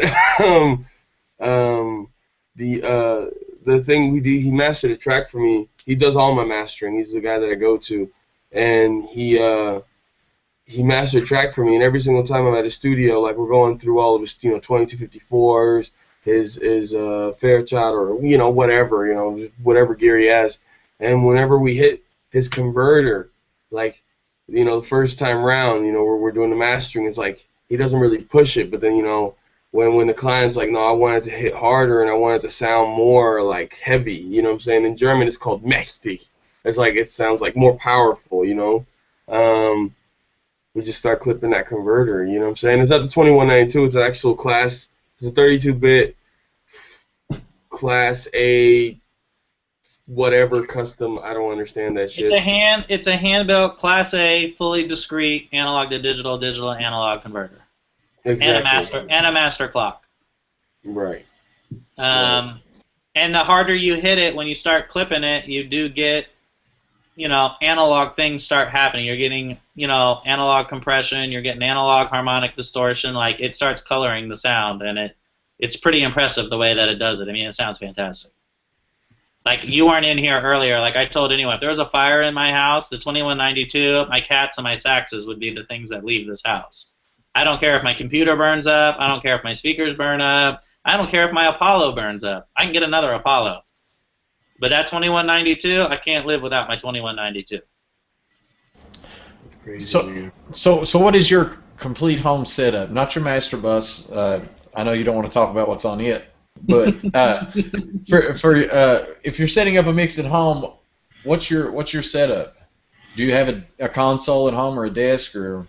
I don't. That's the next thing that would be my summing. That's the next thing that I'm going to get into is what I'm going to do summing wise. I don't have any decisions made on what it's going to be, but the next thing I'm doing is getting multiple out summing so that I can do that. I'm a big fan of analog, and I want it back in my life in a big way.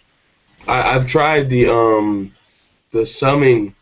The guys from Tube Tech actually came down, hung out with us, and we tried the Tube Tech summing thingamajigger. That thing is nice, man. If you're looking just for like a summing box.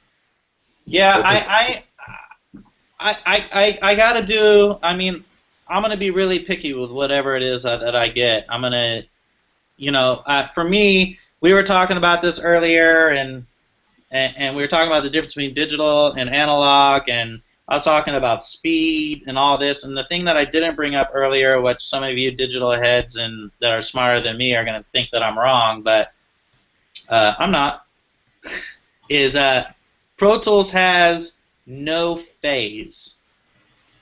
Okay? There's no phase in Pro Tools. There's zero phase correlation. What that means is Channel 1 and Channel 2 are completely discrete from themselves. They do not crosstalk. They do not speak. That's what phase is. Phase is the different speeds things are going to hit you at and the crosstalk that happens because of them. So I want summing so that I can get phase back into my mixing. So I don't have to build phase into mixes because I'm tired of building phase into mixes. Like, of course, there's stereo keyboard parts and there's this and there's that have some phase in there, but when you have a console mix and you have all these channels up, there's just this natural crosstalk crosstalk that's happening that's giving you some phase, and that's why I want to do summing. You know, I mean, of course, all the cool stuff that analog does, harmonic distortion and all of that, but more importantly, I want phase. I want phase back in my life.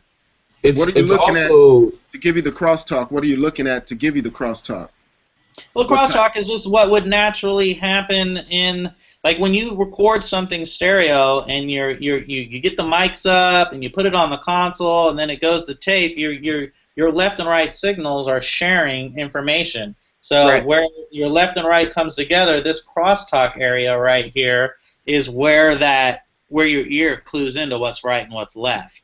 You know what I mean? And in Pro Tools, it's not interleaved. I got you there. They're two separate mono. But what I'm asking is, what pieces of gear are you looking at to give you this for the summing? I'm still in my search because it's not going to just be the phase, but I mean, whatever summing thing you're going to get is going to have a master section. That's going to have a card in it. You know what I mean? That's going to, you know, it's not just about the summing. It's about what once you plug into, like, we're talking summing the mix out, but once you're onto whatever analog piece you have, it's what circuitry is happening there that sums, that comes back out as a 2-track. Because ultimately you're going to go into, say, a 16-input summing box, and you're going to get 2 out of it. So it's not just what's going to happen fader-wise, it's what the box is doing processing. So for me, I haven't picked one that I like yet because I really honestly am just starting to experiment with them now. This might sound crazy, but if you want the Jason Schweitzer secret mix thing that could be made, is you need 16, so you get 8 of the 2192, and then have those go into. You see what I'd rather do is just build a 48 input output Pro Tools rig with just 2192s. You're really liking that sound, yeah. You might want to incorporate it even more somehow. So yeah, you know. There's a lot of really good summon boxes out there, and because I sell gear, and I mean I don't have any kind of experience like you do, Jason. And I don't want to try to say anything, but there's some really good ones out there. One of the coolest advantages though of using these summing boxes is not just the summing aspect of it, because you're right, you get that 3-dimensionality that you normally have to build in Pro Tools using all these different kind of effects. When you have a summing box, it kind of helps get there. Not just because it does the analog summing, because analog summing does sound really awesome. Like I've heard it myself. Like, you know what I'm saying? Like, I'm totally all about that. And obviously you've mixed records that I grew up listening to, and that and I'm really honored to even have this conversation with you, to be really honest. Now enough of the ass kissing. One of the best parts about having these summing devices in studio is the easy integration of outboard gear. I mean, it's a whole lot easier to get a 1178 on a vocal, you know what I'm saying, with a summing box that has the ability for me to patch it in, you know what I'm saying? And then Jason, if you could touch on like the social aspect of things. I recently got in touch with the first band I'm gonna work with, sort of help them. I've never done a band before, and I wanted to ask you, how should I behave, the attitude part of things? How should I socialize with them? How should I behave when I'm with them? I mean, that's a great question. It's a learned behavior that I got to learn by working with other engineers and seeing how they interact with bands and seeing what works and doesn't work. You have to base it off of what the attitude and vibe of the band is. Some people want you to be completely involved, and it's a total creative process. Some people want you there just to record, and they don't really care what you have to say. You got to play it out. If you're recording your band for the first time, I mean, you're going to want to be willing to try anything they're going to want to try, and and you need to be honest with them. They need to know that it's your first gig. so that they understand what they're getting themselves into, so that if you find yourself on a recording day and you can't get the mic to make a sound, and I don't know what your level of expertise is or not, so I'm not commenting on that. I'm just saying, let's say you go, I have to get this call, guys. Hold on 1 second. What up, Cleo? Vladi. How are you? If it's your first time, what are you going to be doing? Just engineering or producing? Well, have they made a decision yet? What they want you to do? It's generally like wherever it comes. I think it's gonna be both, because it's an indie band. They're amazing. They're called Return to the Sun, the Glasgow band, and they do. Well, it's indie rock, like distortion in the chorus, clean in the verse type of thing. Very talented, amazing songs, and I don't really know. I just offered them my help. I haven't done like recording or anything. I'm gonna go to a gig of theirs to meet them and just learn about their sound and see if I can come up with anything. Just remember, when you start, this is what I do personally. If I've got some guys coming in that I've never worked with before, I usually talk to them on the phone or go see a show. If I can go see a show before they come in, it's always a great thing because you kind of know what you're getting yourself into. But always know, if you're just doing engineering, don't try to be the producer. Okay? But if they want you to produce, do the best you can and bring the songs to where they need to be. Because live, they feel different than what they do when they hit the recording. So a live band can put on a great show, and then you put them in a multi-track form, and they just drop. There's nothing there, no vibe, nothing. So what you got to do is create a vibe in where you're going to record them, and then also take and understand what they want to do. You can't take an indie band and make them a pristine, sounding pop band. You can do it in the DAW, but don't keep their vibe. Always remember, keep their vibe. But if you're the producer, hold control. Control what they're going to do. Make sure the vision is what they want, and put a little bit of yourself into it. But just create a good vibe for them to work in. If it's if it's a nice, open, wide, sunny place, most people, it brings them out and makes them happy. If it's a dark, dank place, you're going to get that kind of feel. Whatever the room they're in is the kind of feel you're going to get.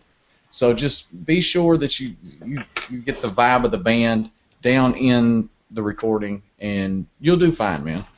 You'll do great. All right. Well, it's I don't even have a. Sorry, Jason, continue. Well, I'm going to add to what he said. That's really good advice that he gave you. The other, to me, the most important job of the producer is to learn how to tell the band that what they did wasn't good and they need to do it again without squashing their feelings about it. Like, I got the opportunity to hear for Ed Cherney. Do you guys know who Ed Cherney is? Yep. All right, if you guys don't know who Ed Cherney is, you should look him up because he's a legendary mixer, engineer. He started the engineers and producer wing of the Grammys. He's the man. And I got the opportunity to work for him, which is interesting because doing what I do, I don't get the chance to work with legendary engineers very much. So if I do get the opportunity, I hop on it. Because the most important thing you should take from anything we talked about today, and I haven't forgot about what I was going to say, don't ever stop learning.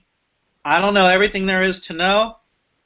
I probably will never know I will never know everything there is to know. And if some amazing engineer is like, hey, I'm producing this thing, do you want to come engineer for it? I'm going to do it, And that's what happened with Ed is I got called in to just be the recording engineer, and I got there. They're like, oh, yeah, Ed Cherney's the producer. I was like, sweet. And the most important thing, I got there, and I told the assistant when Ed walked out of the room, I go, you might not like the way he records. You might not like the sound that he got, which it sounded great, so it's not a point. But I was like, did you just see how he told the band that what they played was crap and they need to play it better? And did you see how he did it? He had the band cheering for themselves because they played poorly and they had to go play it right. Like, that is the key to working with someone, because I guarantee you they're going to record something and it's not going to sound good. And you got to figure out a way to be like I'm talking to you guys bluntly, but I wouldn't talk to an artist quite that bluntly. You know what I mean? Like, They'll be like, what do you think? I'm going to be like, well, the timing isn't good, this isn't good. Like, you got to tell them, like, hey, that's crap, without telling them, hey, it's crap. Because if you tell someone that, they're never going to give you anything good. So it's about moving them in the direction they told you they need to move in, but without making them feel bad about that they just put down something and wasted an hour's worth of time, because that's what's going to happen. So that was great advice that he's giving you, putting you in the room that you're in, the vibe. Like, you got to be, like, don't ever forget, at the end of the day, we're working in music. It's supposed to be fun. If you didn't want to have fun, we could go work in a cubicle and be pissed off all the time. So learn how to speak and converse. Like, you know what went down doesn't sound good. When they ask you, hey, what do you think? Be like, well, you know, I really like the tone of the guitar. I love the different sections, but I feel like maybe the sections aren't coming together correctly, and I kind of feel like maybe the time really isn't locking in right. No matter what travesty it is there. Yeah, like, could you do another take or something? Yeah, I feel it. It's just that I wanted to ask you because exactly what you just said. Don't say it like that. Oh man. Oh man, can you guys do another take? Be like, all right guys, I really like what went down. I kind of feel like maybe we're not gelling yet, and maybe the song really isn't coming through yet. Let's do a few more takes so that we really get the parts down good. You see, that's why I'm asking. Are you a musician, Vladi? Yeah, I am. Yeah. Okay, well, you know if it's right or if it's wrong. You know what I mean? If you play, you know what they're doing is either right or it's wrong. So if it's wrong, just take, and always, any bad advice, make sure you give a little good advice with it. Because if it's all bad, it's going to be really negative and start pulling them down. So what you want to do is say, yeah, I like that part. Let's get more of that. I want, just like he said, less of that. Don't do that. Let's make it tighter. Work with a click. No matter if they're an indie band and they want to be punk rock or whatnot, make sure that they're just doing their best. And bring out the best in them. As a producer, you want to bring out the best in a band. Am I right, Maat? Yep. And but my problem is doing what Jason just did. So Jason, how you did that, I might have to get you on the phone and say, hey, bro, help. Talk to him. It's if you guys notice what he did, he always was. He was giving compliments and telling them what they did right before he criticized and said, this is what you need to do over. And one thing I would say, Vlad, is, it all kind of, it's tying into what everybody else has said. It's up to you to keep the vibe going when you need more out of your act. Like, you can't just go and say, man, that fucking sucked. Like, I don't even know if you can get that take. Just to say, man, what you're doing on the kick drum was really badass. I really like those flams you were doing on the snares, but maybe you can be a little more creative, or give me a little bit more on the cymbals, or watch the timing going into the choruses. Give them really quick little tidbits and be careful not to overload them with too many changes at once. Right. But remember, if you're in the producer chair, you're in control. They're actually not in control. You're the one in the driver's seat, not them. But if you're just the engineer, you got to step back and do it another way. But you need to make sure you know what seat you're in before you start that session. It's interesting hearing you guys talk, and like when Jason did his thing, I have sat and listened to guys do that for years, and I swear, when that stuff starts coming out my mouth, it is offensive. I can say those words that Jason said, like Jason said it. Well, I swear to you, it does not. I should clarify too, the little jazz tandem that we took. A lot of what I said was filtered through my co-production partner. So I had the opportunity to bitch to him with no filter. So that was good. But when I actually talk to the artist, I don't talk to them like that. I should clarify that from the get-go. Okay. A lot of my bitching and moaning about the parts and the band and all of that was to the production partner. Now, I did tell them, when they did that Jersey recording, I did tell them, I'm like, I love jazz, and I wouldn't buy this or listen to this. I did tell them that, plain matter of fact, because they were very deluded into thinking that what they had was awesome, and they came to us to spend this extra money to get something that they don't normally do. So I had to shock them out of the norm, or they would have tried to stay in the norm. I'm like, if you want to put an album out like that, you don't need me and you don't need my buddy. What you need is yourself. If you want something better, then I'm telling you what you guys did is not the ticket. Because it doesn't sound good, it doesn't swing, and it doesn't come together. Now, I was brutal with them on that.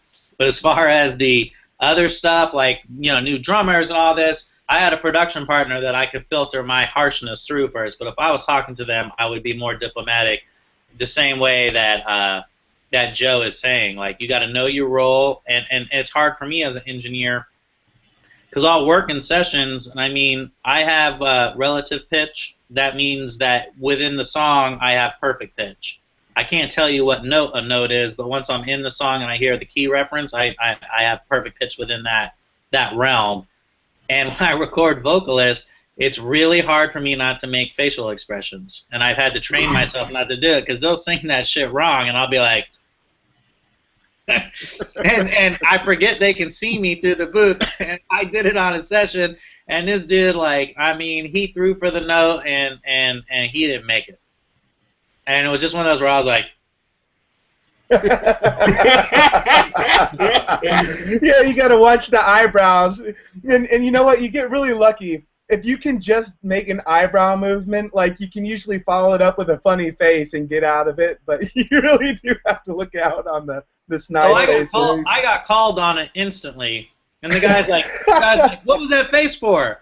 I was like, well, you know, I mean, I have some recommendations, but I'm not really the producer. Like, the producer's sitting in the back of the room doing a beat with headphones on. Like, he ain't even paying attention to the dude tracking the vocals.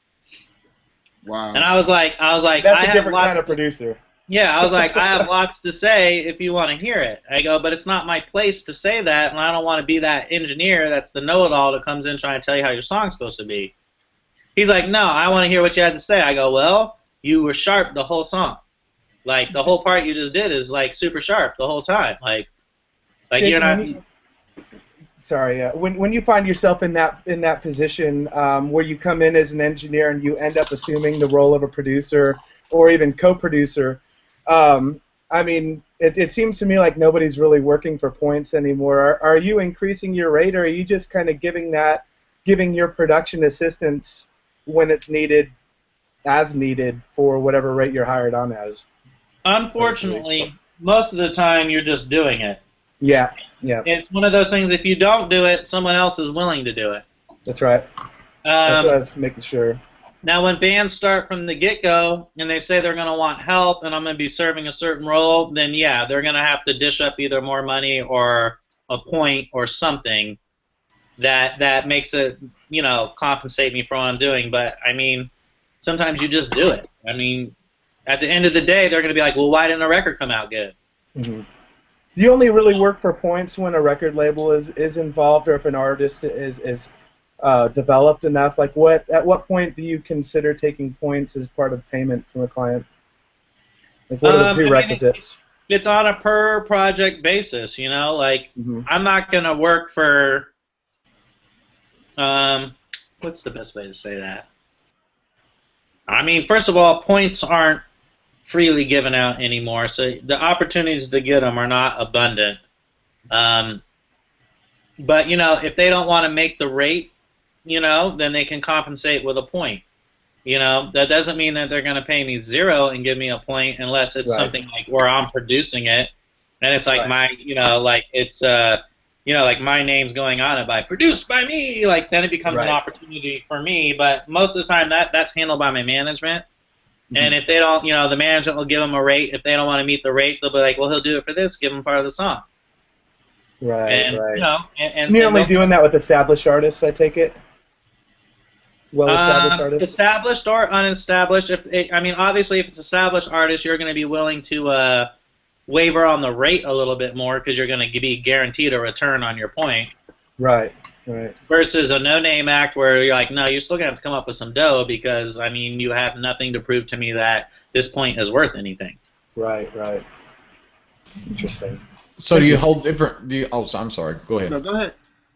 So do you hold different rates for non-major label acts compared to major label acts? And my rates are so all over the place, it's not even funny. Do you have a recall limit? Like, okay, say you do a mix. They want a recall. Do you have a recall limit? I actually started one a couple days ago at 7. I won't do any more than 7, and that's it.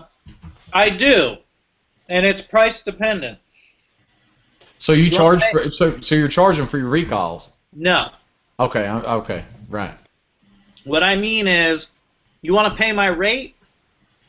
I'll pretty much give you revisions for a while with no talk. But I'm talking about my full rate, what is expensive. Right.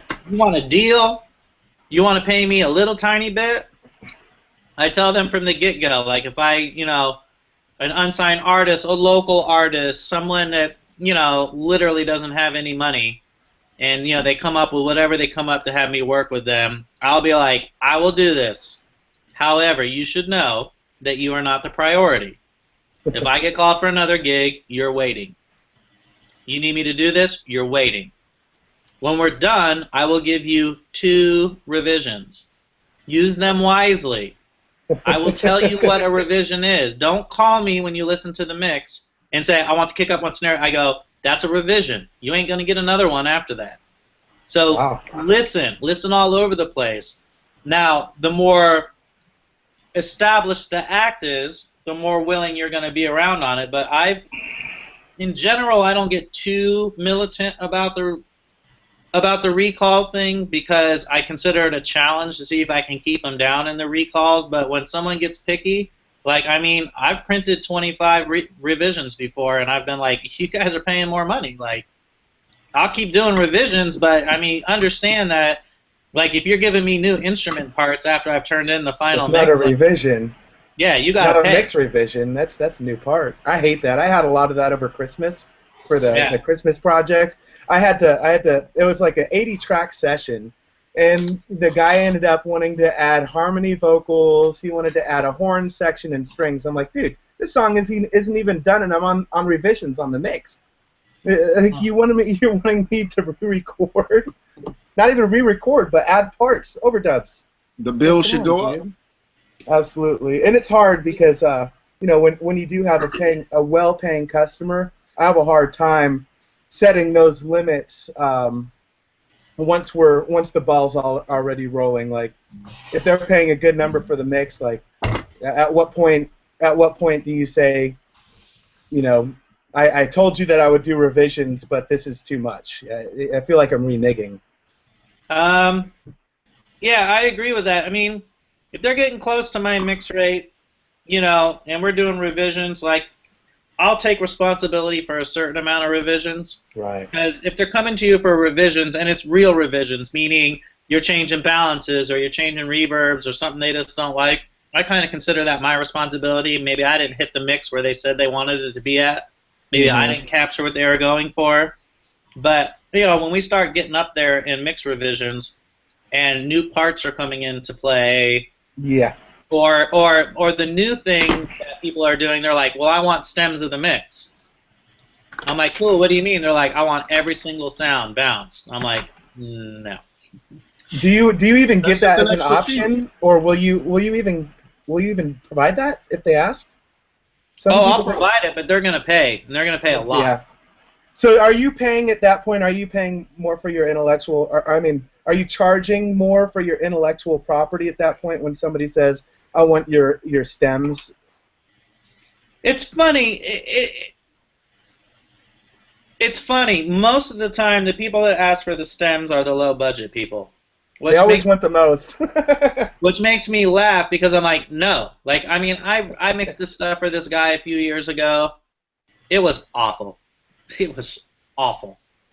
And at the end of it, he's like, yeah, I'm going to need a stem of all of it. I was like, bro, you didn't even pay for the mix that you got. Really? So, no, you can't have them. He's like, well, what am I supposed to do for my live show? I go, I built your kick drum. The kick drum you gave me is not even in the song anymore. I made my own kick for you. If you think I'm going to give you that for this little bullshit money you gave me, that ain't going to happen. That's how I find myself in that position a lot, where it's like, my artistry is on there more than the actual band, and I feel more connected to it and less willing to want to let it go for nothing. Well, what I did for that guy is I gave him all the drums together, the bass separate, all the keyboards together, and the vocals separate. And I was like, that's what you're getting. What percentage of work are you doing out of your house now? You know, with the just the advance of technology and budgets going down. How often do you find yourself in the big room? Not often. A couple times a year? Maybe a little bit more than that. It depends on the artist and the year. I mean, but no, it's not often. You know, it might be more than a few times a year, but no, budgets being what they are, people got barely enough to pay your rate. Yeah, I heard you mention the Apollo earlier. Does that mean you're running like an LE version of Pro Tools 10 at home? Yeah, native. Yeah, exactly. Okay, cool. Very nice. Thanks, Jason. I don't think Appreciate it's very nice. I don't necessarily think it's very nice, but it is what it is. It is what it is. I mean, I'm. You can see to my right, I've got a. I don't know if you can see it or not. I'm working on a 003 for the temporary, but I mean, if you look behind, I've got a stack of 192s. You freaking make work what you can. The 003 works just fine, though. I mean, very nice. Well, wait, I want to show you guys something too. I have a 96, but it's on the floor. Wow.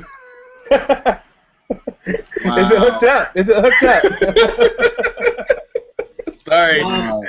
I gotta be honest for you. Really, for mixing, and I'm sure there's going to be some people that are watching right now that are going to think I'm an idiot for saying this, but I don't really see the point of HD for just mixing.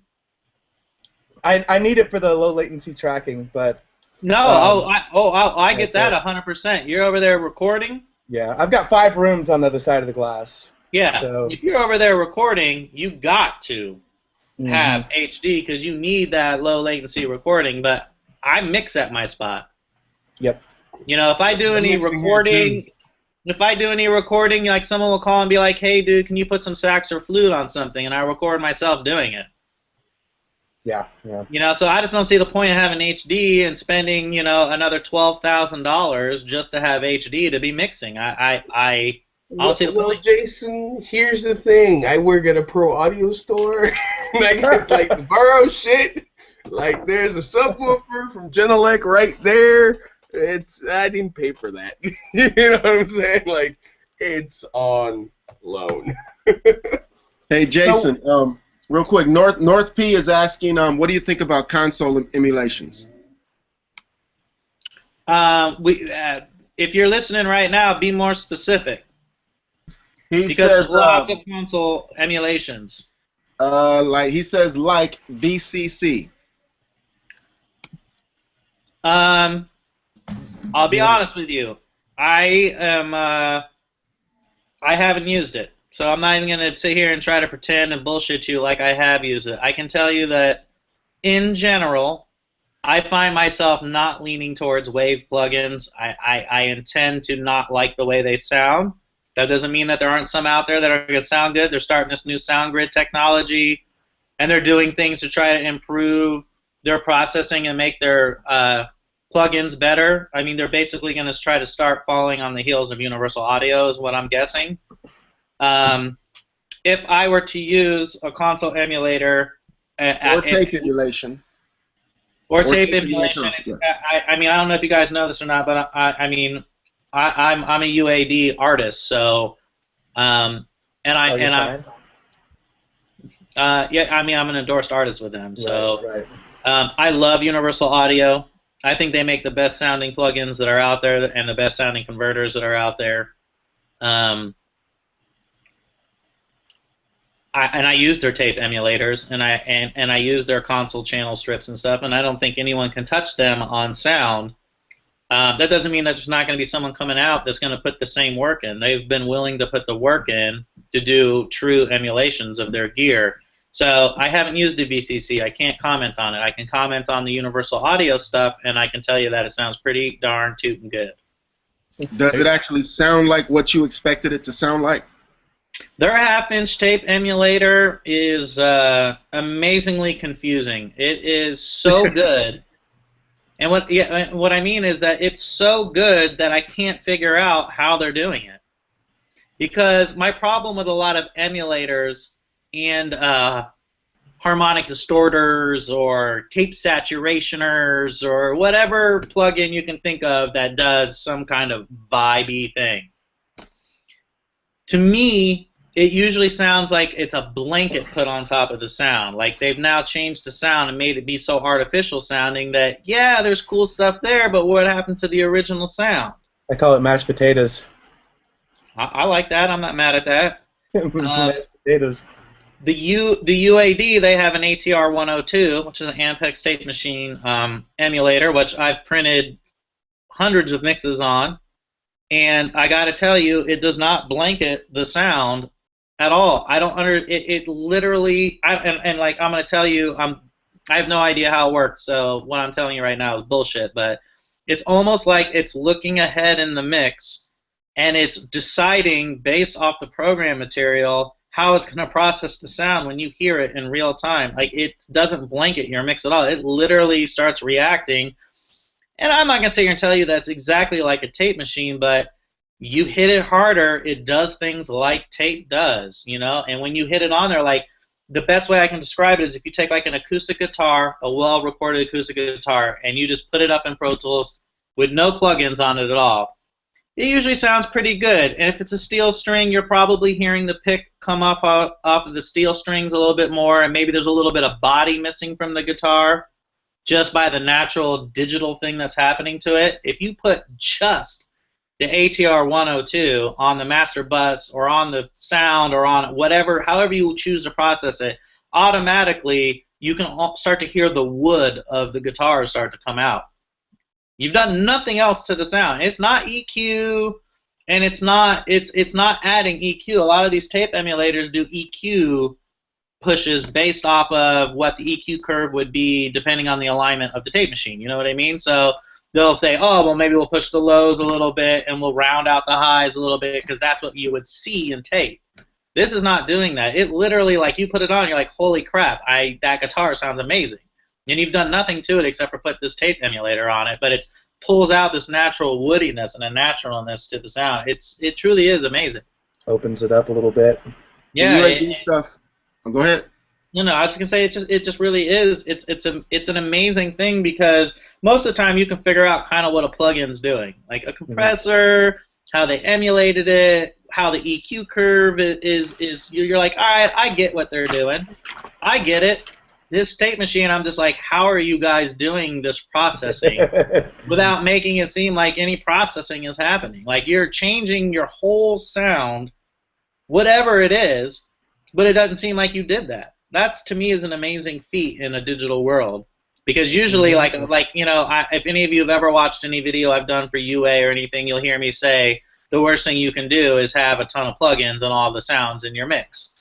If you have a ton of plugins on the sound of your mix is going to sound bad. I don't care who you are or how good of a mixer you are or not. If you got 5 or 6 plugins on every channel, shit ain't going to sound good. You know, so... And that's because of the processing that's happening. And with this plugin, it just doesn't happen. It's really quite amazing. It's better to capture what you're saying. It's better to capture what you exactly want going in than trying to work on it in the mix. Exactly.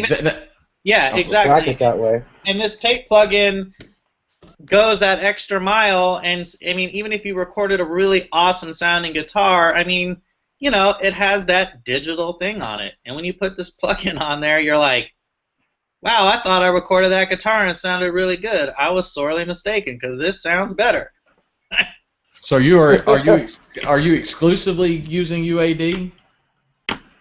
I would say 95% of every mix I've done in the last 3 years is UAD only. Maybe, and the other plugins that I really like is Sound Toys. So Sound Toys as well. So, no Mic DSP or anything? What was that? No Mic DSP or anything in there? Wow. Nope. Wow. Says a lot about UAD. Yeah. Are you Pro Tools only?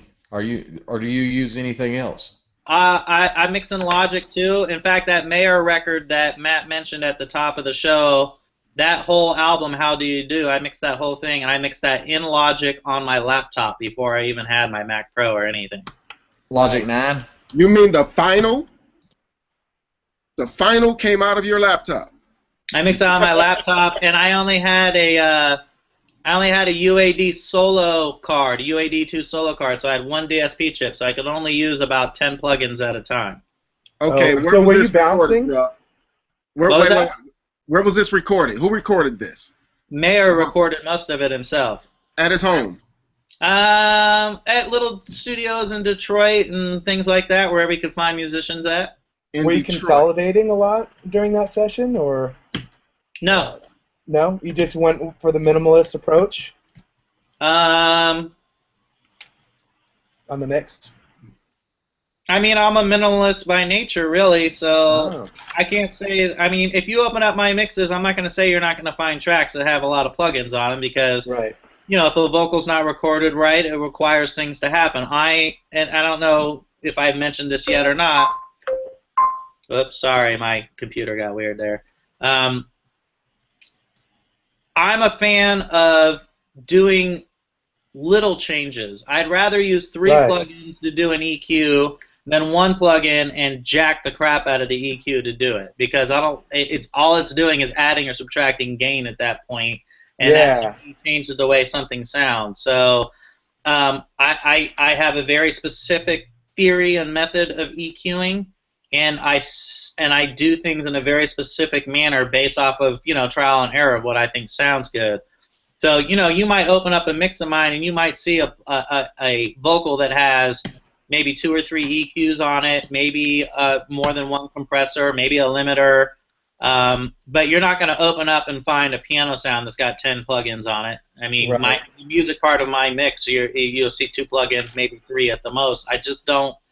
I believe the more you're putting on there, the more you're changing the naturalness of what's there, and I'm about tone and resonance. That's what I'm trying to strive for and achieve. I want warm. And you start stacking plugins, you ain't gonna get warm. You're gonna warm get and cold. detailed. Yeah. Detailed, yeah. What? Here's kind of a random question. Are you do you bounce or do you print your final mix? I print.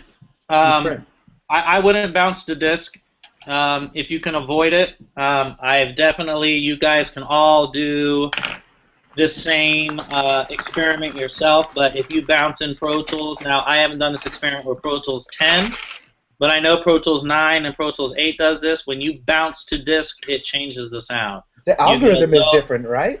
You get a low mid, well, you get a low mid bump, and I don't know what if it has something to do with the conversion process or what, but I haven't bounced a disc in probably 10 years. I print, I have a record track, and I mix in input the whole time.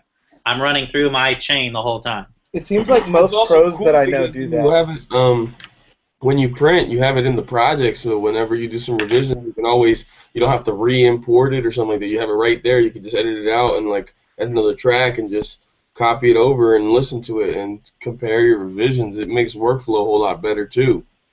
Yep. Well, that's true. I can constantly go back and listen to old mixes. I mean, that saved me a few times where an artist is like, I didn't ask for that. That never happened. I'm like, here, 10 prints ago. Here you go. Nice. So are you an additive EQ guy or a subtractive EQ guy or just a little bit of both? I would say that I am probably a little bit of both, but I believe in subtractive EQ more than I believe in additive EQ. Every sound has it has everything it needs to begin with. So if you don't take out the nasty stuff, you can't add what you need in there. So I believe in, like, you're not gonna ever open up something I've worked on and see an EQ jacked a ton. Because if you're jacking an EQ a ton, that means you're fighting another frequency, and you need to go find the frequency you're fighting and get rid of it. Because it doesn't need to be there. You know, frequencies work. We're talking about harmonics. We're talking about saturation. We're talking about all these things. But don't forget, at the end of the day, frequencies are the harmonics of the songs that are happening. So there are some frequencies that have lots of harmonics, and there are some frequencies that don't. Just like on music, just like I explain it like a pipe organ. Okay, if you have a 32-foot C, all right, I'm obviously, my brain doesn't work good. If you have a 32-foot C and you cut it in half, you have a C one octave above where it was before, correct? Right. All right, harmonics work the same way. You know, frequencies work the same way. 1 isn't just 1K, it's 100, it's 30, It's 10. All of those work, and those are the resonant core tones, and that's how you build tones in a mix, is making sure you Multiples of divisions of. So for me, the last 5 or 6 years of my career has been learning how frequencies really work together. And if you're fighting a sound, it's not about what I can do to EQ the sound to be better. It's what do I need to take out of this sound so that it starts to do what it needs to do. Because usually there's always a few tones in there that once you start dipping them out, the sound all of a sudden just becomes this totally different thing and sounds way better. I understand that UAD is this analog thing, but what is it that has made it to where you have this old school sound? It's more than these plugins being that way. It's your decisions. I think the only way I can say that is it's just the way my ears work. I mean, I play sax. That's what I started in first grade, playing sax. I played violin before that, and my first day of high school, when I was playing for my teacher, he's like, "Wow, you sound amazing. You can't play good, but you sound amazing." And I think it's just like I've always had an affinity for a sound to be a certain way. I've always liked records. I've always liked live music. I've always been into tones, and I think it's just the way my ears work. Like I hear music that way, and when I mix, it has to be that way because that's what's pleasing to my ears. That's what I joke around with people. They're like, "Wow, you know, you should be huge. You should be this. You should be that." And I'm like, well, you know a Jason mix when you hear it, and you're either gonna love it or you're gonna hate it. There is no in between with me. You're never gonna find someone that's like, they're gonna be like, "Wow, I love him," or they're gonna be like, "Yeah, he doesn't really do it for me." On the UAD plugins, I was talking to Bill Kamek because he actually spent the money on this stuff because everybody was saying this stuff was so good, and he started talking about 3D, that their plugin sounded 3D, or well, he can explain it better than I can. But is that what you found is a part of the character of these plugins? I would say what he's saying is completely accurate, but I think another way to say it is that, let me think of the right word to use. It's coherency is what they bring you. Their plugins are coherent. So when you put on a plugin, you're not hurting your sound by putting on. There's a coherency. There's a level of coherency to the way that their plugins work that allows you to. You're not fighting the sound of the plugin. You're fighting the sound of the sound. So like if you listen to, like, I did some A/Bs when I first started using UAD stuff, where I mixed a song using waves and the normal plugins that everybody uses, and then I mixed that song again using just UAD. Same mixer, same, mixed it a day apart, you know what I mean? So it wasn't like I changed anything about the way I was thinking. Like, if I use an SSL plugin waves, I tried to use an SSL plugin UAD to try to keep a little continuity so that the test would make sense. And at the end of it, the only way to describe it is the UAD mix was so much more coherent. Everything just sat in place better. So when I'm doing these minute changes and putting things, like people like you say, my mixes sound three-dimensional, the plugins have a coherency that allow me to do that, where they sound, the tone is there. Like, you can literally make something sound warm and high fidelity without really having to work very hard with a UAD plugin, whereas with maybe another manufacturer, you're not going to just throw the plugin on and smile and be like, "Oh man, listen to what it's doing, man, I love that," and then it inspires you to do something. Like, it's like an organicness to their sound that just allows you to. You're not fighting the plugins become your tools. Just like if you're on a console and you're using gear, they make your job easier rather than making your job harder. But if you could choose between plugins or a real console, Jason, which one would you choose? I'm not allowed to tell you which one I would choose. All right. That means he is a UAD. What you call it?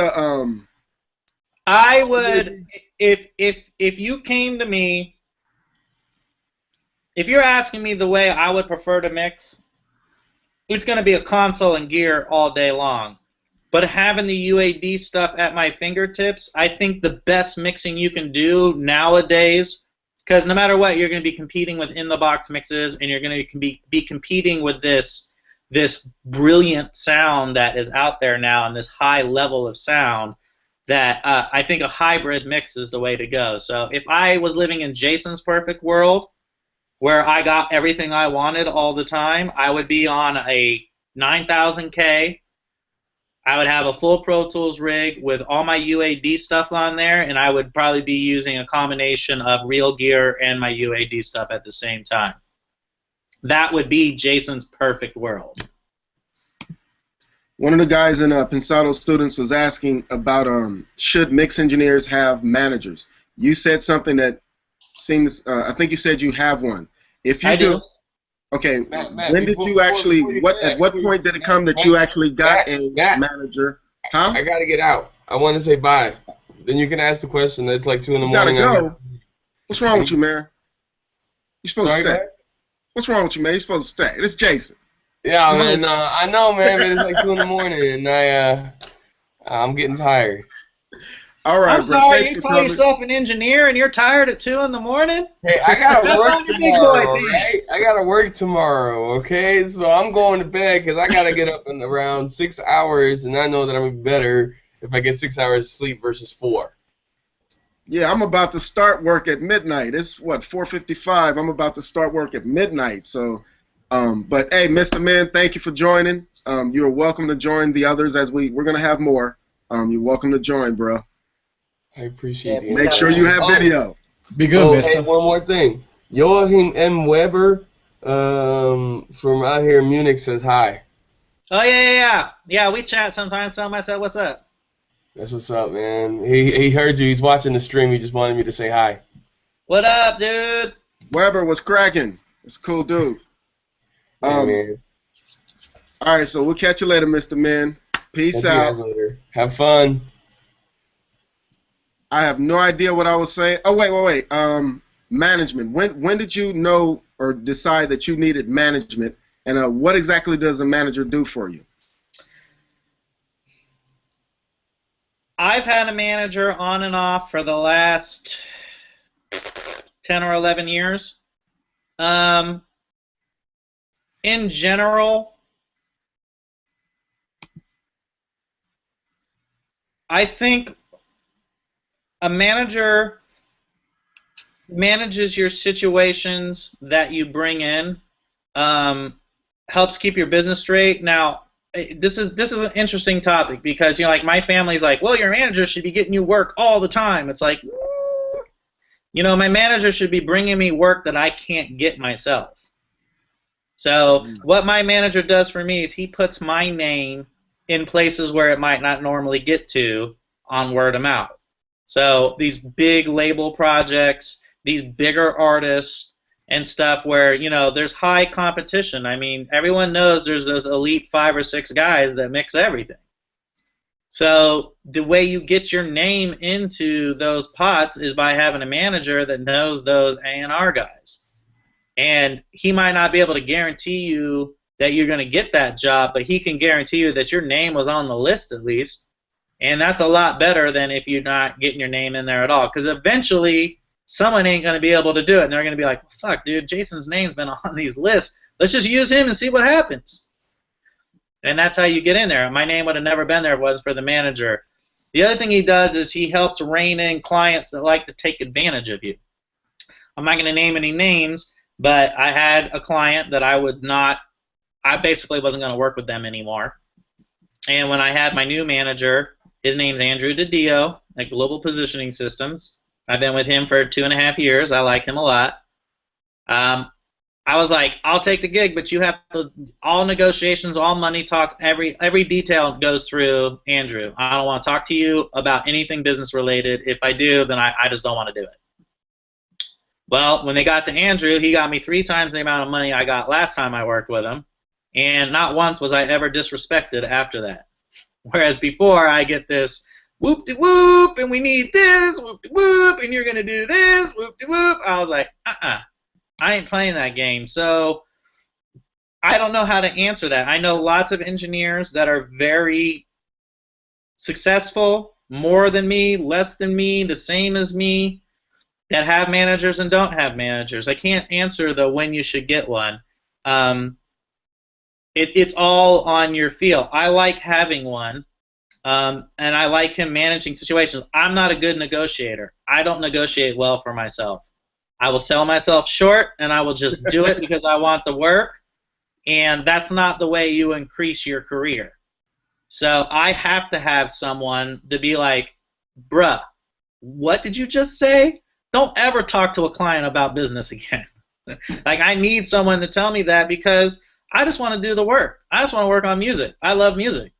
So I'll work on that. She'll be like, oh, just pay me, whatever. My manager's like, what are you doing? Don't talk to them. And so I need somebody to keep me in control because I'll sell myself short, not because I don't value myself, but because I just want to do the work. Whereas if you just stick to your guns for an extra day, you're going to get to do the work and you're going to get compensated and treated appropriately because of it. That's what a manager does for me. The next question is I was going to ask you, how does somebody, if somebody wants you to mix their song, how do they get their song mixed by you? And it's by going to who now? Well, his name is Andrew DiDio. Anyone that wants to ask me, I get asked all the time. And they're like, hey, do you want to work? I mean, I'd love to work on your album. Oh, you want to play me the songs? Let's listen to them. But when it comes time to business time, they got to talk to Andrew. Now, a lot of people get weirded out because they're like, well, I mean, if we talk to your manager, I don't know if we can afford you. I'm like, hey, the manager's going to negotiate as much as I'm going to. Like, I'm going to call him and tell him, like, hey, he's going to ask you the same questions. What's your budget? Who's paying for it? Are you paying for it yourself? Well, if that's the case, you know, maybe we can work out a payment plan. Maybe we can do this. Maybe give Jason a couple points on the record. Like, he can facilitate all that, and he's more than willing to work with whatever the budget is. I mean, I ain't going to mix the stuff for free, and if you think I'm going to mix it for free and you're just going to call me, just don't call me because I'm not working for free. But if we need to negotiate and work it out, I work on all different levels, from super great budgets to no budget at all. A deal can be made, but I just don't want to make the deal. I'll cut myself short, and that doesn't mean that I need to, like, take you for all the money you're worth. But if you need me to mix something, hit me up on Facebook. You know, if his name is all over my Facebook, you can, you know, if you ask me, I'll be like, hey, I'd love to work on your project. You know, just talk to Andrew, and you know, he's got my schedule, and he'll get you worked in. It's always best to just have, me personally, is to have somebody else take care of that, because what it does sometimes, if you're the one doing the negotiating, it can already start to kind of butt heads with the artist sometimes. It taints the process. Yeah, so the guy that actually owns the place that I work at, he does all the deals, and if somebody comes in the studio while I'm just working one day, and they ask what a day rate is, I don't say anything. I just say, go talk to Alan. He'll take care of it. He'll treat you right and do the right thing for you. We'll get you taken care of. And it usually works out a little better, so that little bit of, you know, tension doesn't start when you're negotiating money. You can start a tension in the beginning that can cause the whole session from beginning to end to be bad. It's just no fun. I don't need to be talking with the artist about money. You know, like, right. Whether the artist is signed to a label or their management or whatever, like the classic slick deal that they like to do is, you know, you'll talk to the artist and they'll be like, yeah, I'd have my manager call you. And then the manager tries to loop you into a price. I'm like, hey, bruh, you manage the artist. Guess what? I got one too. You can talk to him. Whoa, whoa, whoa, what do you mean? I'm like, I don't talk business. Why not? Well, because that's your job to talk business. My job is to make the music with the person you represent. My manager's job is to talk business. You think I'm going to sit here and let you bully me into some stuff that I don't need to be bullied into? No. Been there, done that, you know. It does help, though, you know. It's easier to not negotiate, you know, yourself. Especially, like, what I do. I deal with a lot of guys in their 50s and 60s. So I don't really have that kind of tension. They just come in and pay and do their thing. But sometimes you get younger artists. Like, I go out and try to find the local artists. We have a plethora of great artists here, but you know, in the area I'm in and just the things going on, they usually don't have the money. So we try to work out deals, but I try not to get into that at all. I just want to be in the creative process and do the best I can and the best job for them. But it always causes tension if I'm dealing with the money first. Have you noticed that causes major tension in the beginning, Jason? tension, but it just makes the business weird. Because if you have an issue getting paid, you have an issue getting something done, it's like you're dealing with someone. It's just like, yeah, I think it adds the tension, but I think it just makes me feel weird. Exactly. You just find yourself in weird positions. It's like, I just don't like, I feel like it's a bullying thing. They're like, well, we don't want to talk to your manager, but you're going to talk to my manager. It's like, what? Why would I do that? I got to pay my manager, so I'd rather pay him to talk to you than pay him to watch me do a bad deal. Like, that doesn't make sense at all. Well, let me ask you a question about EQing, if you don't mind changing the subject. You're using the UAD stuff. What EQs are you using in the box and out of the box? Well, I'm not really using any out of the box, right? Okay. Especially at my home setup. I got like some effects and things at home, but I don't really have compression or EQ or anything. So, honestly, I use a wide range of the UAD stuff. So, if you have a question about one in specific, that would be easier. But I like a large percentage of the ones they have. So I'm using the Neve stuff a lot. I'm using the Pultec stuff a lot. I like the API. I just updated to the Vision. I didn't have that before, so it's a great plugin. I can't comment on that one yet because I've only used it once or twice. But I love the Trident. I love the Helios. The Helios, they all serve a purpose. The Trident, I have feelings about that. I actually think the soft tube one does a little better myself. But usually, say let's use an example of a snare drum. What is your go-to EQ for a snare drum? To be honest with you, it depends on the snare. Right. Like I listen let's say to more like a piccolo. Let's say a piccolo snare. Even beyond that, it'd be depending on the song and how the for me, if I get a snare, it's not going to be, most of the time, it's not going to be a recorded snare. It's going to be a programmed snare, right? So to me, it depends on how it gets sampled, but like the snare will have a specific sound, and I'll usually either gravitate towards an SSL type plugin or I'll use a Neve EQ with some kind of different limiter or compressor. You know what I mean? Maybe an LA2 and like a 31102 or a 1081. It just depends on what the core sound of the snare is and what vibe I want it to do. The SSL and the Neves work completely differently and they have a specific sound. So, Yeah, the Neve's very warm. You can put that on a track and just turn it on and it just warms it up really well. The Neve does. Yeah. But so in your experience, when you're tracking, do you deal mostly with electronic, computer-built instruments, more MIDI type stuff, or are you dealing with more audio these days? For recording, it just really depends. The electronic recording is so minimalistic now because most people are using in-the-box synths and drum makers, so you're just getting whatever they bounce out. So I would say a little less of the electronic recording now versus obviously the vocals are going to be recorded with a mic and all that now, but the sound's not so much. And for me, I think that's part of the reason why maybe things don't sound so good anymore. We've taken out that element of record. Like even back in the day, like if we had a recording session and it was hip hop, the producer came in and we set up all his gear before he got there. So the MP would be on the console, all the keyboards would be on the console, and we'd bust that stuff over and record it that way, lock it up with SMPTE, and and it just brought a sound to the drums, whereas now they just bounce that shit internally in the computer. It's like you don't know what you're going to get. And when you're dealing with if you're dealing with the same artist today and you're doing it this new way, you absolutely hear a difference in sound, even though it's the same people and same type of gear. Say that again? The people in the past, like you said, the way you did it in the past, how you set the stuff up for the producer ahead of time and use SMPTE or MIDI timecode, whatever, to sync it up. And then the way you're talking about now, if it's the same people, there absolutely is a difference in sound. Absolutely. Absolutely. Okay. Absolutely.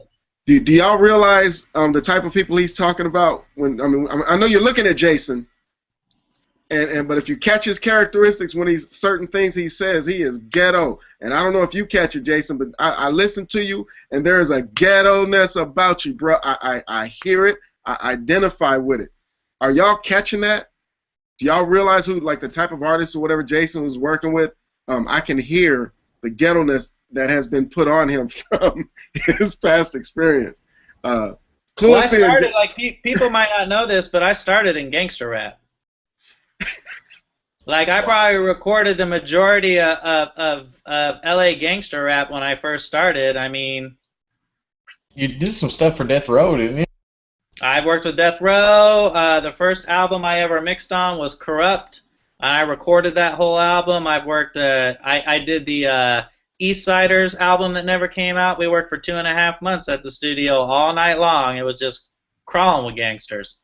Yeah, I mean, we could do a whole hangout on just the shit I've seen there. Wow. Yeah, that would be that, bruh. If you would come back and do that, I could just I could just imagine the crap.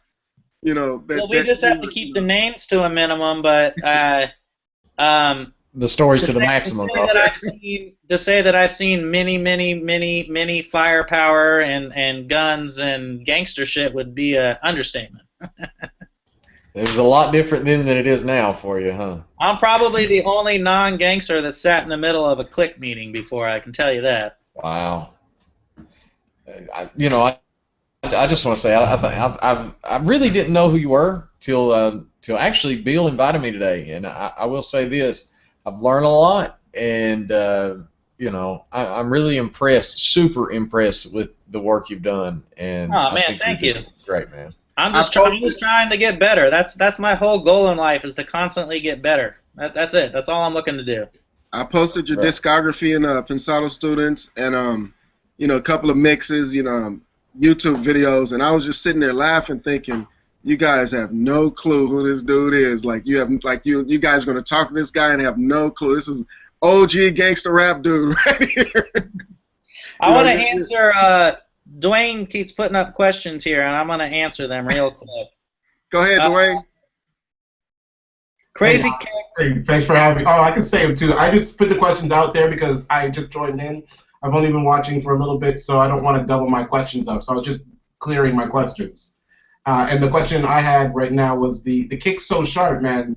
Your bass and kick combination. It sounds like things are clipping like mad in the analog world, but when you sum that back in, it all sounds right. How do you do it? Can you give me any insight on that? Do you have a specific song you're thinking of that I worked on? The Game, and it was, hold on, I was looking at the discography for that. Was it Ricky? Yes. Well, part of that, I mean, that's Khalil. So, I mean, Khalil is definitely serious about the kicks that he puts out there, and we spent a lot of time talking about that. I would say probably one thing I'm really good at is my kick and bass relationship.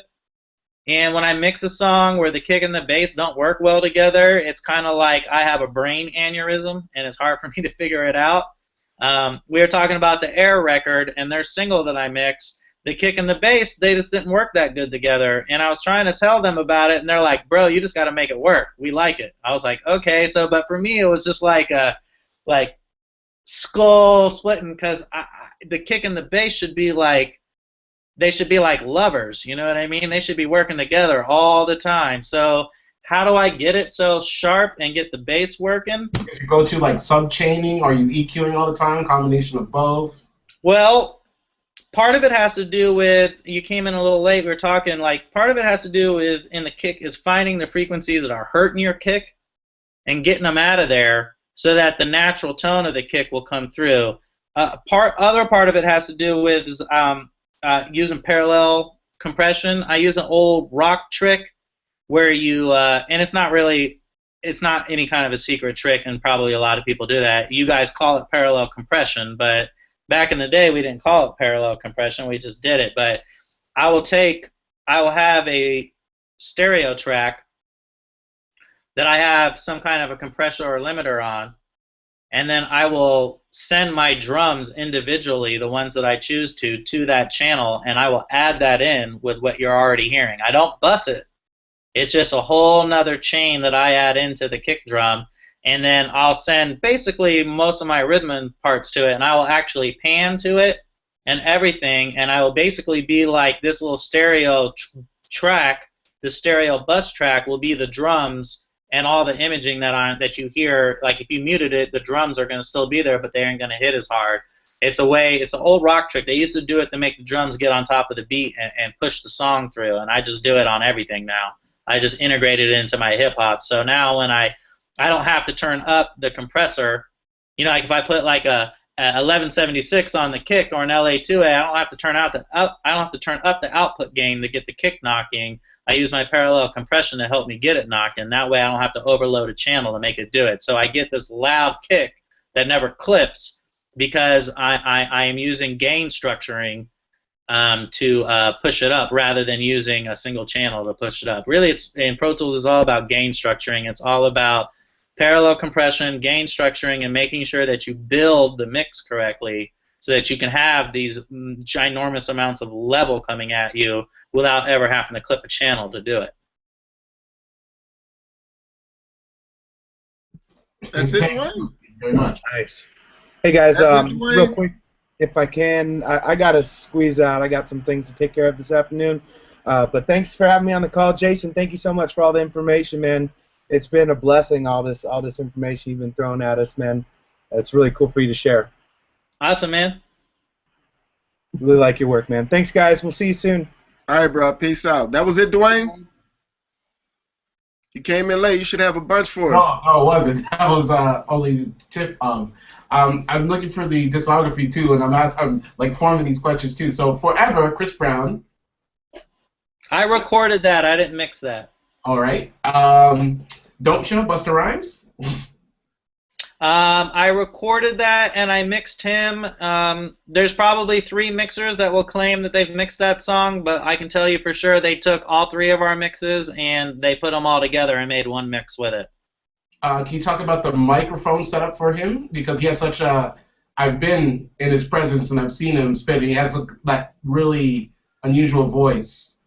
That's I found really that was a long time ago. Let me see if I can remember what I recorded him with. His age is showing. Jason's getting old now. Oh, I am getting old. Might not look like it, but I am. Did I record him at... No, I recorded the mass of that over there. Now I can't remember. I either used a Telefunken Elam 251 or we used the Sony C800G. I just can't remember at that time what we used. No, that was the time when everyone was insisting on using a C800G on everything, so we might have done that, but I can guarantee you the mic pre was probably a 1073. And the compressor was either a TLA 100 or I used a DBX 160 VU. And how do you keep your like you? I don't want to show your age or anything, but your music has the way you've mixed has evolved from when you first started out. What changes have you made? Like, what have been the biggest fundamental changes to stay so current? Because your current mixes don't sound like they were mixed in 2000. They sound like now. I think it's I think part of it is the technology keeps you moving forward, and I think the other part, I mean, it's funny, I have lots of conversations about how to stay current with mixing, but without giving up. Like, I got no problems being current, but I'm not going to give up what I think sounds good to be current, because I think a lot of current mixes are not necessarily, they don't sound good. I mean, I'm not even going to beat around the bush. I just don't think they sound that great. But you can't stay on this high and mighty horse and be like, well, I can't print a song loud because that's not technically correct. All that's going to do is get you not working, because if you play your mix and they have 3 guys mix the song and your mix comes in level-wise under everybody else's mix, they ain't going to choose you because louder means better today. So for me, it's about figuring out how to give that same ambiance, but still keep the mix be me. So like we were joking around earlier, like, I mean, for me, you either love my mixes or you hate them. There's very few people that I fall in the middle of the road with because I have a very distinctive style. So, and now I can print a mix as loud as anybody else because I figured out how to do my thing loud but still keep all the depth and things that I think are valuable in a mix. So, I mean, honestly, it's about having these conversations with artists and producers. I have a couple of them that I'm very good friends with. They come over to the crib, we smoke one, we watch, we listen to music, and we talk about music. And we talk about, yes, you know, like the biggest thing, one of my friends, his name's Warren, he'll look me dead in the eyes. He's like, I don't give a shit about what you think sounds good or doesn't sound good. You got to stay current, and you better figure out how to make it be so you can be current and compete. And you better start listening to some of these music. So we'll just listen to it, and we'll literally just have these discussions about, you know, like, I'm willing to do anything I can to be current, but I will not give up what I think is audio or acoustically correct. I'm just not going to do it because I don't want to be that guy that sacrifices what he knows to be right just to be current. I'd rather figure out how to be right and be current because I think there's a way to do it all together. Can I ask, Like a Boy, what was your role on that record? One of my favorite records of all time, by the way. Like a Boy. Yeah. Sierra. Evolution? I recorded that. All right. Do It All, Busta Rhymes? Again? I mixed that. All right. And I mixed that, and I recorded a good majority of it. How do you do the recording to mix? How did you build that trust for people to do both of you? Because a lot these days is because you're still doing that. If I'm looking through the discography, you're recording everything.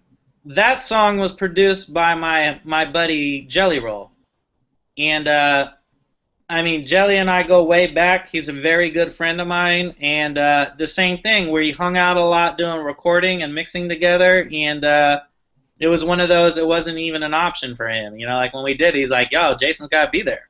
Like, that's the dude that does the shit with me. So, and when we mix, you know, it's a cooperative, I believe in cooperative mixing. So with Jelly Roll, like, we're mixing and we're batting ideas around. He might grab on the console. Like, his favorite thing to do to me would be like, I'll go out of the room to get a soda or go take a pee or something. I'll come back, and he'll be sitting there, and I'll press play on the mix, and I'll press stop. And I'll be like, why'd you change the vocal? He's like, I just wanted to see if you could tell if I messed with the EQs when you walked out of the room or not. I was like, all right, fair enough.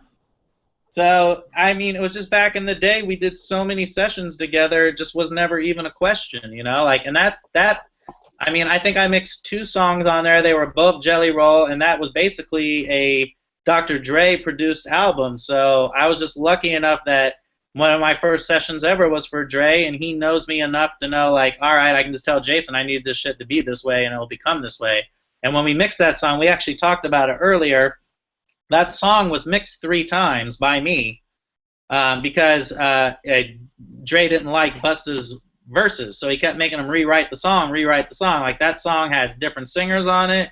It had different verses on it, but when we mixed it the first time, Dre called me, and he's like, do not change the instrumental. I like what you did. I was like, okay, yes, sir. Now, you got a lot of stuff playing in the club. In your mixing, where in your mind is that mono compatibility? Are you actively looking for it? Because all your stuff bangs. Like Turning Me On is like perfect. I mean, for me, I'm a big fan of the term, not the term, of the phrase, a good mix is a good mix. If you mix a song well, it should bang in the club, it should bang on a clock radio, it should bang on the phone, it should bang on vinyl. A good mix is a good mix. It doesn't matter where or when it gets played. I don't think about if it gets played in the club. I think about, is this a well put together mix, and does this mix work well together with itself? Can I follow up with, how about radio then? I know a couple of mixers that do that as well, or that same philosophy applies to that as well. Same philosophy applies to that well. I think a well-crafted mix should be able to be played and put anywhere. You know, like when I'm listening to a mix, and I listen, when I test a mix, I listen on my speakers, I listen on my laptop, I listen on my phone, I listen in my car, I listen on my clock radio, and if I can't bob my head on all of those, then the mix ain't right. It needs to be revisited. Hey Jason, I was he's talking about how good your mixes are. I was at the studio called Fusion Lab, and there's a producer named Dre the Most, young cat I mentor, right? He comes in, he's like, Maat, you got to hear this shit, bruh. This is gonna fucking blow your mind. I'm like, whatever, dude. Like, I'm not impressed with shit, right? He put on Kush, and he was just losing his mind, talking about 3D, listen to sound, it's musical, look at how and then he went and later, the song that he played for me was the Carrie Hilson song, what's the name of it again? I forget. I didn't mix the Carrie Hilson though. Who mixed the Carrie Hilson? I don't know, to be honest with you. Probably Pensado, if I had to guess. On the Carrie Hilson song, when he came in with that one, he's like, man, the musical vocals, and because I was big on trying to get everybody around my camp to do musical vocals, and he was talking about how she was so musical. Good, you didn't mix that one. I can tell him that it wasn't you. I've been telling him that it was you. No, and the Dr. Dre Kush, to be honest with you, I have no idea what part of that mix is me or not, because that song got mixed many times, and in my humble opinion, the mix that sounded the best was me, Mauricio, who is Dre's engineer, that works on everything with him. You see his credits. It's Mauricio Aragorio, I think is his last name. And Khalil, we all got together and we put our heads together like a brain trust, and we came up with what I think was the best sounding mix. I have no idea if that's the mix that came out or not, but we all three put our hands on that mix to make it come out and be really special. But I don't know if that's the mix that's out. I can't even tell you if that's that mix or not. What in the world was so hard about the mix?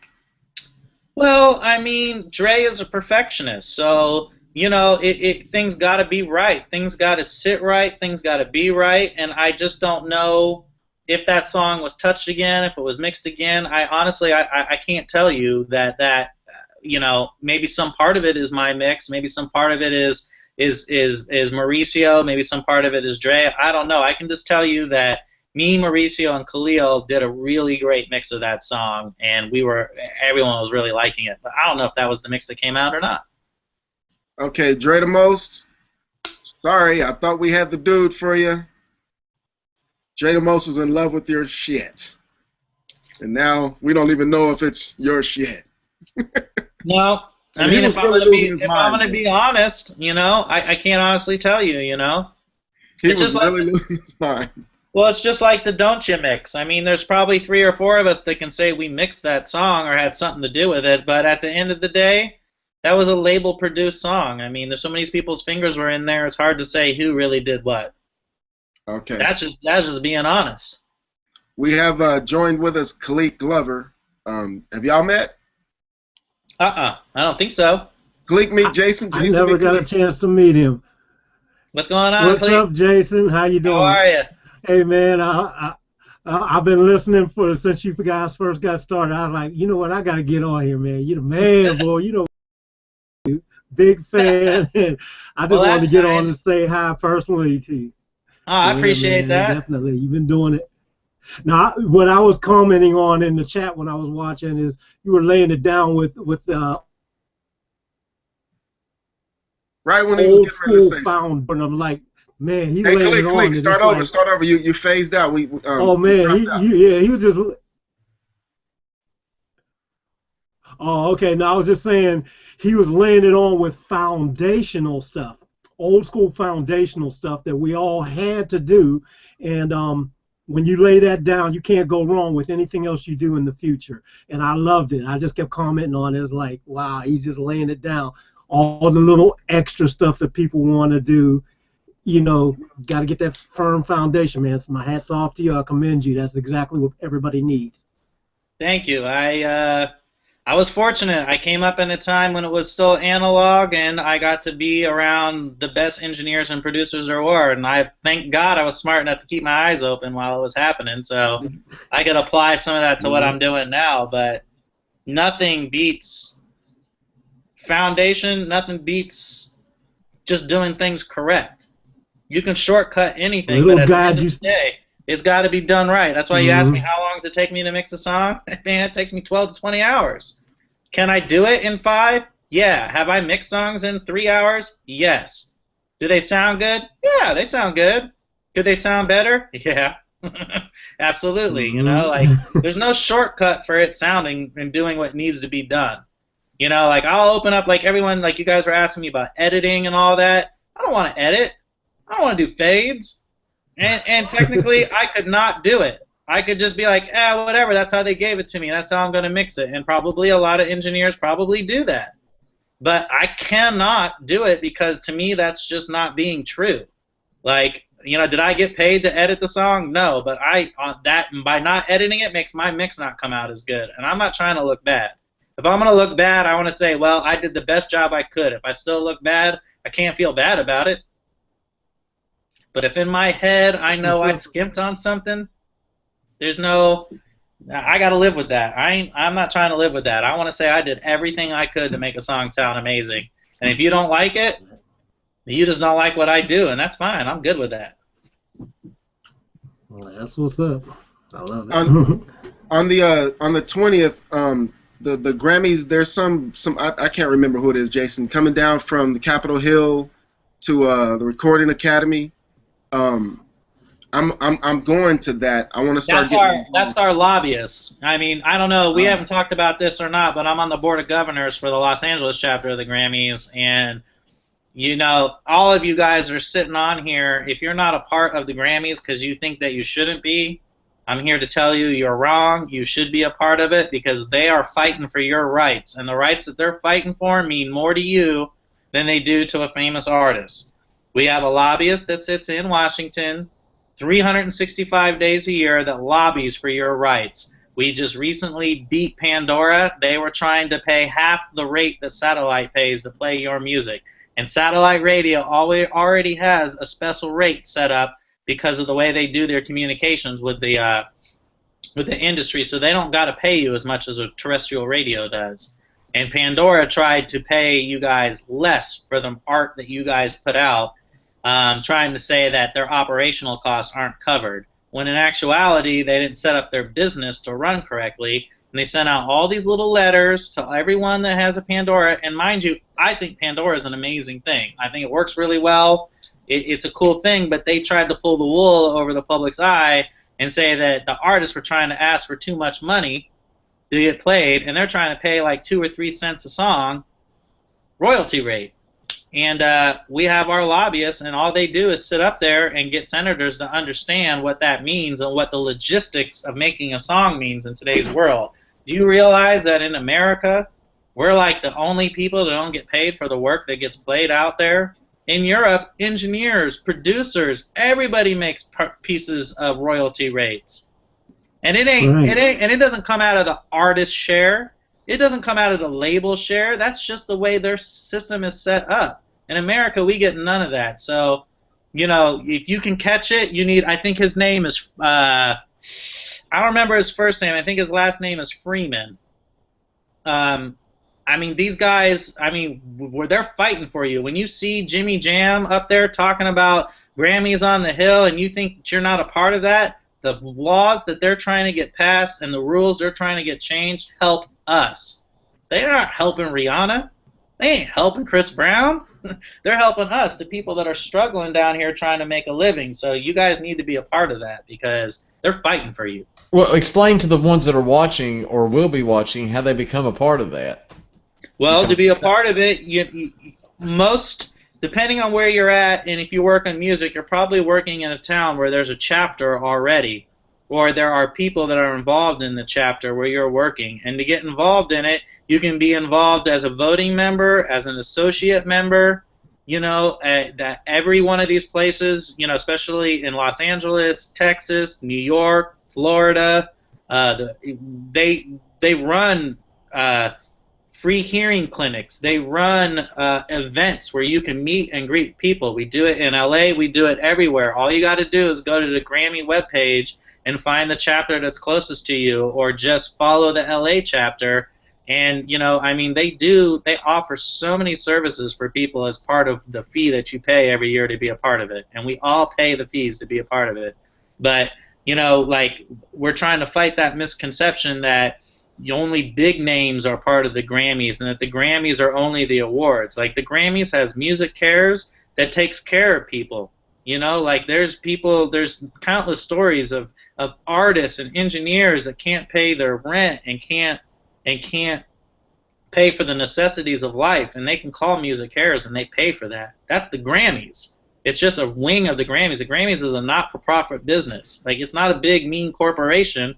It's made up of people in the music industry. Our board in LA is producers, engineers, lawyers, managers, studio owners, and we're the people that are trying to push this industry to be more respective of what we're doing and to keep us moving forward. So you need to be a part of it.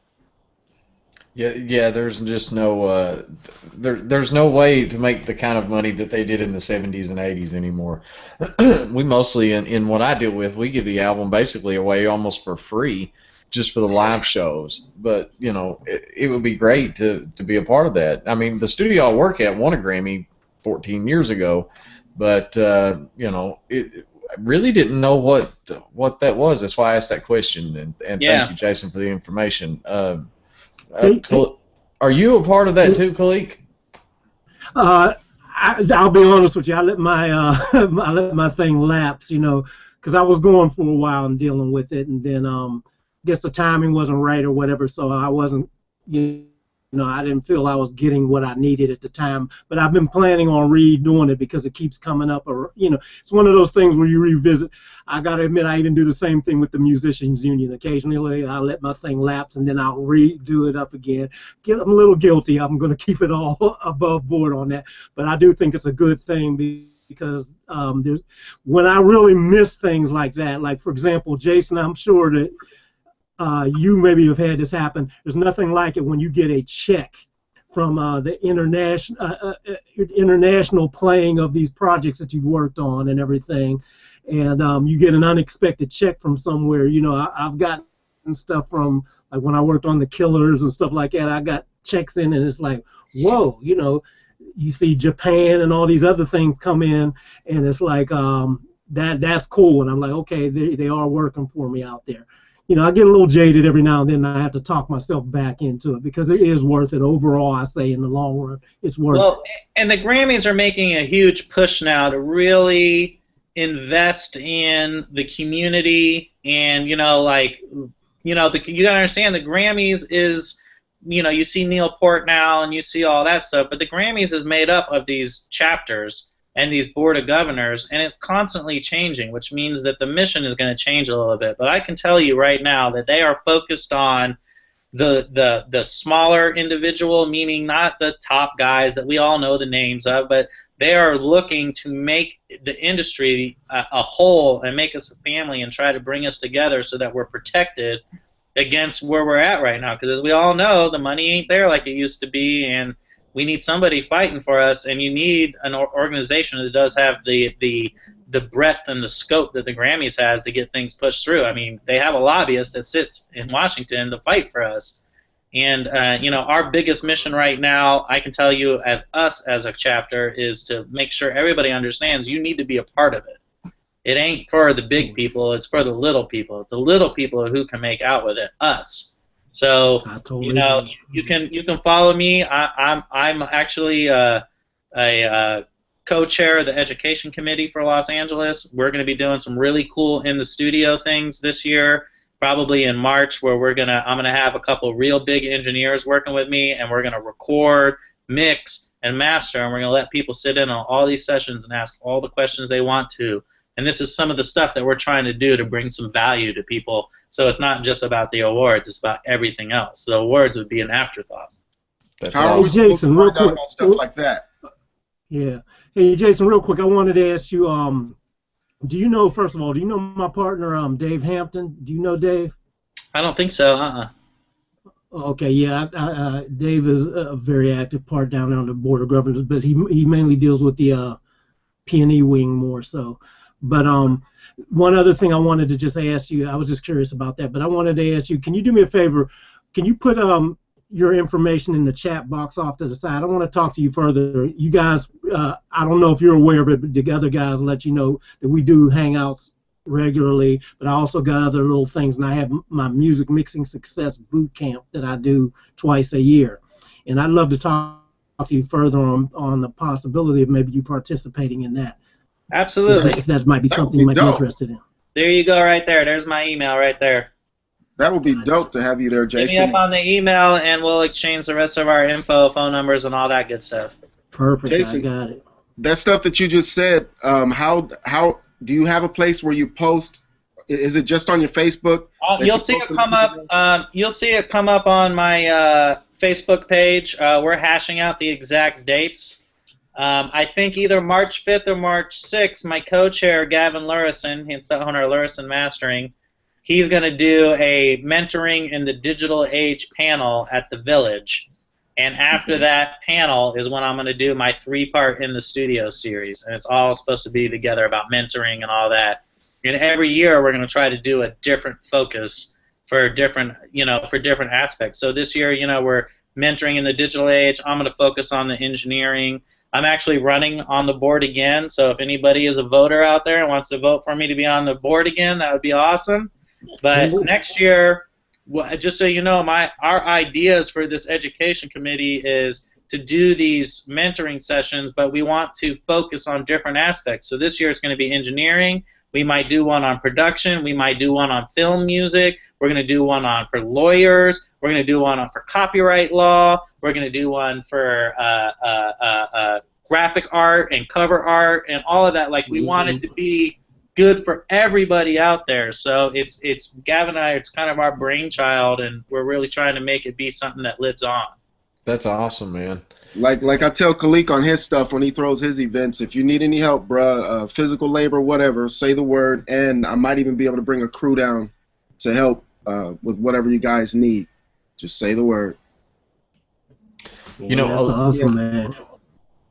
Was it Dwayne? You have more questions for him? Dwayne actually typed some stuff out. I actually saw Dwayne's question. I was about to say something.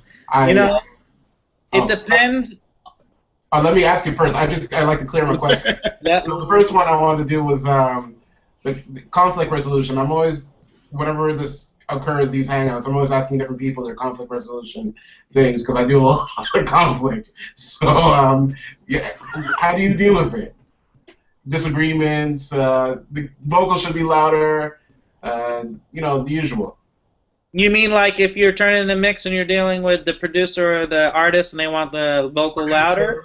Yeah, the producer, artist, label, whoever else is signing the check, the studio sometimes. All the above. Well, for me, it depends on who's hiring me. For this specific song you're talking about that I saw come up, Love in This Club, that was Polo. So the good thing about working with Polo at that time was the label and Polo were usually on the same side, so I never had to fight that. And if it came down to Polo or the artist asking for something, luckily that was Usher, and Usher wasn't there, so I never had to really face this decision. But I would, in that situation, I would probably do what Polo said because I was Polo's engineer in Los Angeles, and if I want to keep working with Polo, I'm going to have to do what he says. So I would side to that. Now, if you're asking me, like, the vocal's already loud and they want it louder and I don't think it sounds good, if you're asking that question, I would tell them what my feeling of it is and, logistically what happens as we turn this vocal louder and louder, but I would do it. I'd let them hear it. And if that's what they wanted to do at that point, that's their decision. I always tell people, like, I know what's right, I know what's wrong. It doesn't mean that that's what needs to happen. But my job as the engineer is to make sure that the artist or the producer or whoever is informed of what the decision they're asking me to make is. Like, my favorite example would be I was mixing a song, a rap record. We're not going to name names just in case someone thinks I'm trying to be mean, which I'm not. But 2 or 3 of the keyboard sounds were recorded out of phase. And it was deadly obvious that they were out of phase. You know what I mean? Like, there was no, I think. It was wrong. Completely awful. And and I brought it up to the artist. I was like, look, you need to know that these things weren't recorded right. They were recorded out of phase. And he's like, well, what does that mean? And I tried to explain to him as good as I could what that meant.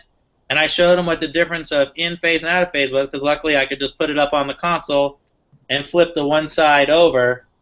You're muted, by the way. I can't hear you. Oh, no, that's... Okay.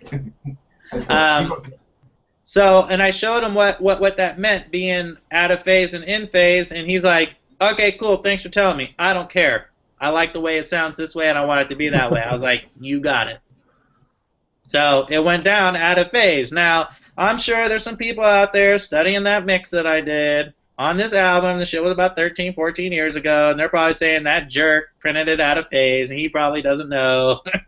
But I don't care. They can think that all they want. My job is to make sure the artist knew what was the problem was. I told them, and that's it. You know what I mean? Like they can make a wrong choice. You know, like I'm not gonna print a mix distorted. I'm not gonna do some things that I know are just outrageously wrong, because at the end of the day, that's my image. But little things like that, that's their decision. That's what they're paying for.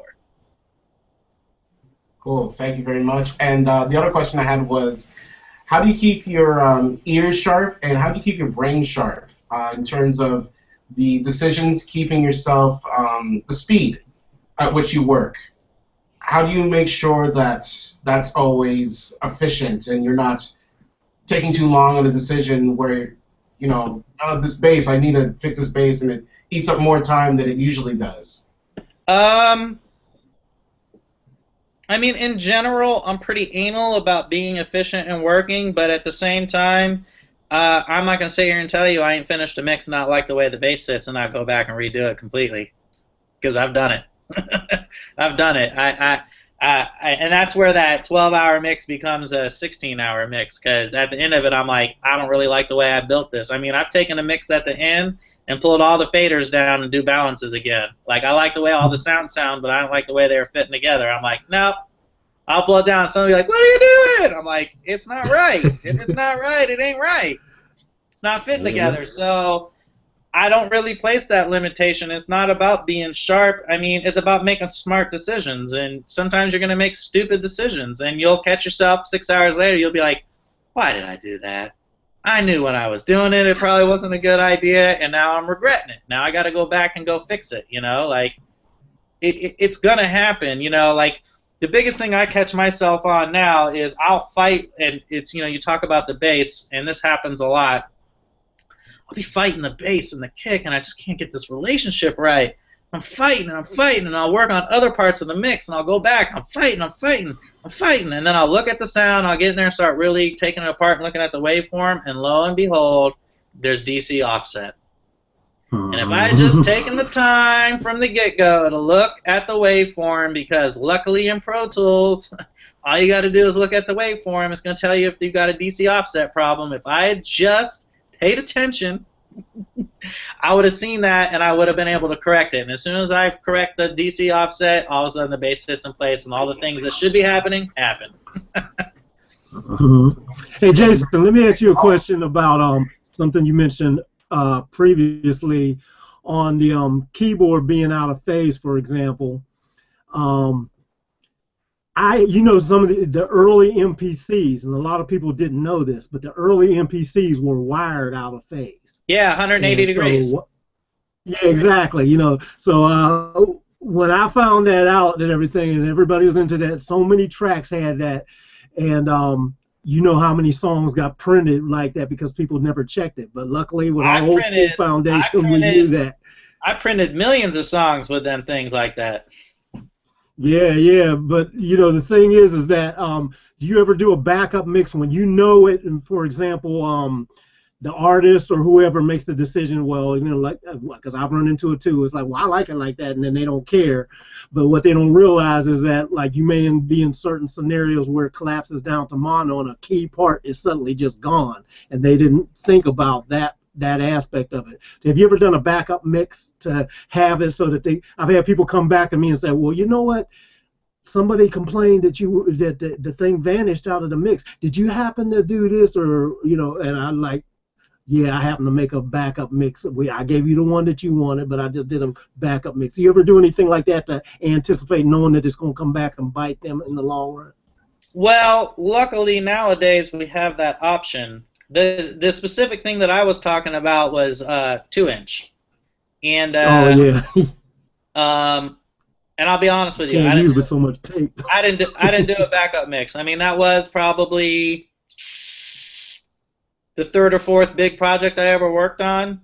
So if I did that again today, yeah, I probably would make a backup of it just in case.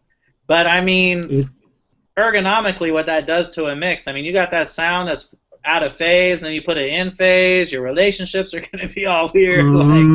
Like there's just a lot that happens. I mean, luckily, the artist that I did that with was a major label artist. It wasn't his first album. And, you know, he was willing to make that call and make that decision. And he knew, you know, he understood what that meant to make that decision. Now, especially with newer artists, maybe it's the first song they've ever really had professionally mixed, and they saved up some money to get me to mix it. Yeah, I'm definitely going to make some safeties for them because, you know, sometimes they just don't understand that it's like, man, I have your best interests in mind. I'm not arguing with you because I want it my way. I'm arguing with you because your way is wrong. Not musically, not how you chose to sing the song, but what you're asking me to do, you're going to regret when you hear it on the radio. You'll regret it. It's going to so then, yeah, always they'll be like, you'll get that call and you'll be like, here you go. Go do it with this one. They'll be like, you fixed it. What is it? And I'm like, remember the thing we talked about? They're like, yeah. I was like, I did it the way it was supposed to be done. They're like, oh, man, thank you. It's like, no problem. Yeah. So I guess it has to do with the level of establishment of the artist, you know? Like, luckily in Pro Tools days, we can fix it. And we can fix it fast. I mean, this was literally my 2-inch days, so it was what it was. Cool. All right, I'll jump back in there. Hey guys, I'm gonna get back to work. I will catch y'all later. I'm enjoying this, but I gotta get back. Yeah, I'm gonna. You know, I didn't realize it was almost 6. So yeah. Yeah. Want to wrap this up soon? You guys are marathon. Yeah, time flies. See what happens? Can I get a few more in? Sure. Rapid fire, go. Okay, I'll catch you guys later. I'm out. All right, Khalid. See you later, bro. See you, bro. Jason, Vlad, you want to go there? Is it Vladdy? No, I'm still here. Did you have a question? Okay, I'll go. Jason, you play guitar? I play sax. I mean, my main instruments are sax, flute, and clarinet. I play a little guitar, I play a little bass, and I play a little piano. C flute? I have played. You're talking about alto flute? Yeah. Yes, I have played alto flute. Me too. All right. I'll catch you guys later. I'm out. All right, Khalid. See you later, bro. I love it. Jason, Vlad, you want to go there? When you do you record yourself? Do I record myself? Yes. Yes. Right. And I'm guessing you mix yourself. What do you find like when you're recording yourself? Are you as picky with other people's music with your own? Do you have to turn off a part of your brain when you're doing your own stuff versus somebody else?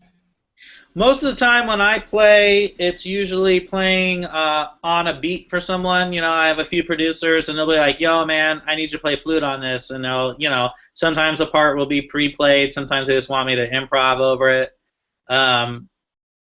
So at that point, I mean, I just do me. And are you pursuing doing that as another outlet to go perform, or that's just for the work?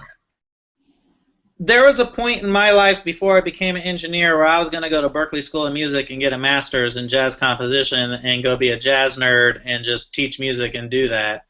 I chose not to do that because I just, you know, being a jazz artist is not going to be an easy life. And I never wanted playing to be the source of my stress. I wanted playing to be the source of my no stress. So I'd rather be stressed out with engineering, and I can always pick up my sax and play, and I can get rid of my stress that way. So am I looking to do it as a career? This one says she likes that. She's a jazz singer. Nice. Buckley, what are you doing? Get down from there. Sorry, yelling at my cat. Yeah. No, for me, it's, you know, if something happens and I get paid for doing the stuff, man, that's awesome. But I'm not doing it as any form of a career. It's really like people know I can play. I want to play on stuff. You know what I mean? If I can do it, I'll do it. I'm not trying to, you know, like, I play the way I play. If you don't like the way I play, it's the same thing like with the mixing. Like, I ain't changing the way I play. Like, the guys that ask me, they're like, we love the way you play. Can you just play on it? I'm like, sure. You know, if the song gets picked up and an artist gets it, then I get paid. If they don't, I don't care. I had fun doing it. Cool. My last rapid fire. Outside music, what do you do to, you know, keep it refreshed? Because sometimes it can get a little tiring, repetitive. And you've been doing this for a while, and I hope you keep doing it for a while because I'm loving what you're doing. Well, you know, I'll play. I'm sorry, my cat's doing something weird, and it's just tripping me out. I can't figure out what the heck he's doing. Get down from there. You that spray bottle with the water in it. I try not to do the water because I don't like him to be scared of water, but he keeps messing around. He's going to get some water. What was the question again? Oh, what I do? Outside music, what do you do to keep well, your... I mean, I play my sax, which is a good form for me. I like to snow ski. In the middle of my day, if I'm working a lot, I will take an hour break and I go walk 4 miles around my neighborhood, walk up around Melrose and just get out of the house, you know. I have a few friends I hang out with, watch TV and movies, you know, like I'll escape into, like, there's certain shows I like. And you're able to have a social life being a professional because you have normal, steady hours? No. I do not have normal hours, but working from home and doing the things the way I'm doing them right now, I mean, you know, I don't work every day. I would if I could, but, you know, sometimes work is up, sometimes work is down. I'm actually probably starting at the end of February, beginning of March. I'm probably going to be pretty much working every day for the rest of the year, so... You know, if I get days off, I'm gonna spend some of it relaxing at home and just watching TV. I might get out and just drive, maybe go to Santa Monica, get some coffee. Like I love people watching. I don't need a lot of activity. I just need to not be sitting in where I'm working. So like if I'm working from home, I just need to not come in my studio at all. I need to walk out of it and not come in. Like even if it's sitting in my kitchen. Just so long as I don't have to deal with audio on any level, you know. I don't really, the biggest bummer about being a professional engineer is I don't really listen to a lot of music anymore for pleasure. Like, I mean, I used to just listen to jazz records 24 hours a day, you know what I mean? Like, and I would say that's probably the biggest bummer is that I just don't do that as much. So if I get some time to relax, I'll just put on some jazz records and, like, vibe out to that. Cool. Thank you very much. That was very real. Thank you. Yeah. Hey, Jason. Jump in there. Finish this up. Yeah, Jason's got to go. We've had him for quite a while. Hey, Jason, the movie for Colored Girls, could you speak on that real quick? Whatever you did for them. I think I recorded and maybe mixed a song for Macy on that. That was a long time ago. To be honest with you, I didn't even know it was for that movie until like a year or two ago. Triple X in Pensado Students has 2 questions. He says, I would like to hear you talk about mixing Slaughterhouse tracks, The One and Cuckoo, both of which were produced by DJ Khalil.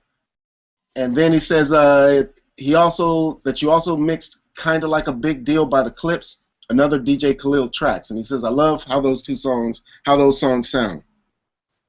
Well, it's funny that you mention those, because those were all mixed at roughly the same time.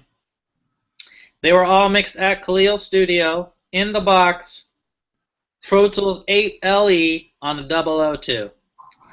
So I'm glad that you like them, because let me tell you, it was not easy.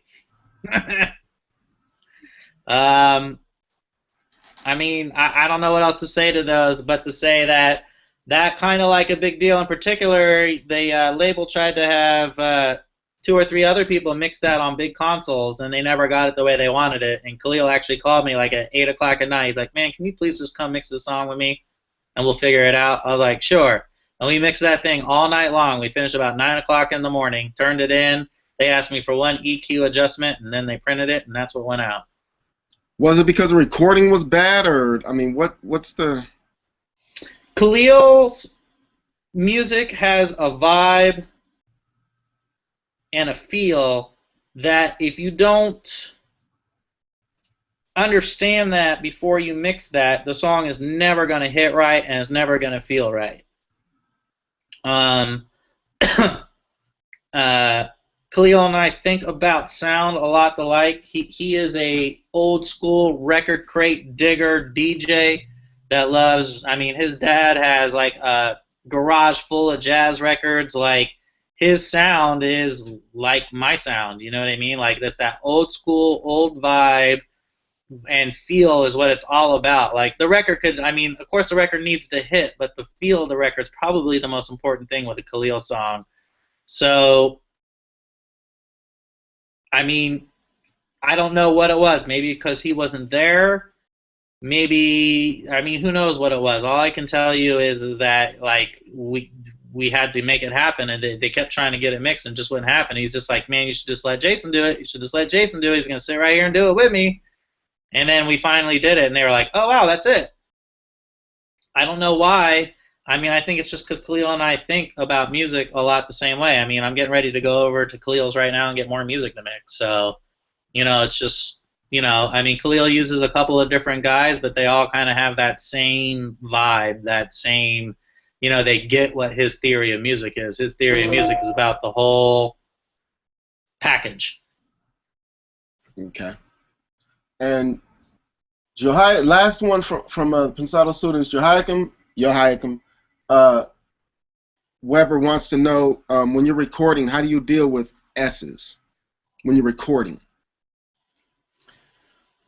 Well, I mean, some people are just going to have S's, and there's nothing you can do about it, but when you ask me that question, it makes me wonder about mic placement.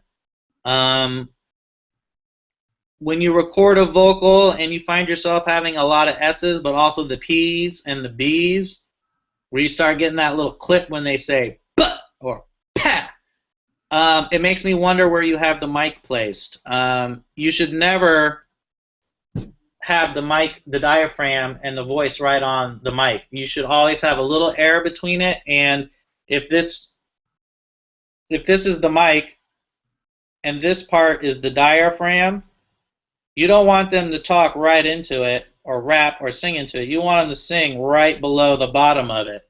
That's going to eliminate a lot of S's, a lot of P's, and a lot of B's right off the bat. I fight that a lot with artists and with younger engineers. They think that the mic has to be like this. When you get the mic close, there's several things are going to happen. S's, P's, B's, and proximity effect. All things that you don't want on a mic. So you need a little air between the voice and the mic because you need some room for the sine waves to get out of the mouth and get to the mic so they can be transcribed into something. And, you know, they don't have to go, you know, right underneath the mic. Remember, it's a cardioid pattern. Comes at you. The only dip is in the back of the mic. So if you're not directly on it, it's not going to kill you. Now, you don't want to be off to the side, and you don't want to be way far back because then you're going to start getting room noise in, but general rule of thumb I make all artists do is this right here. They need to be at least that far away. You know, if you do this, if you can get them at least that far away, you won't have that problem. And any, like of my artist friends that can't afford to have an engineer around all the time, I'm like, pop filter at least that far away from the mic, and you at least this far away from the mic. If you're doing that, you're probably going to get a decent vocal sound. But oh, I'm sorry. Go ahead. Do you find that most engineers think that that the upfront sound that you get in a recording is because of the mic being here, but it's more being here with a lot of compression pulls it closer, so it gets rid of the S's and the P's and the whatnot, and that's why you need an assistant just to de-S everything. Well, I mean, you don't really need to compress it a lot to make a sound up front. If you're this far away from it's hard for me to. I obviously can't use my mic, but if you're within 10 inches of the microphone, you ain't gonna sound. Yeah, you ain't gonna sound like you're far away. You know what I mean? You don't have to over compress it to make it sound close at that distance. You know what I mean? Like it's like I tell people, my mixing and my recording, I use a lot of compression, a little itty bitty bit. So like if you see me recording a vocal, you'll barely see the needle move. You know what I mean? But that ain't the point. The point is what it does to the sound, what that gear brings to it. So you know, once you've got the mic placement, you know, kind of like this, what ratio on compression are you using?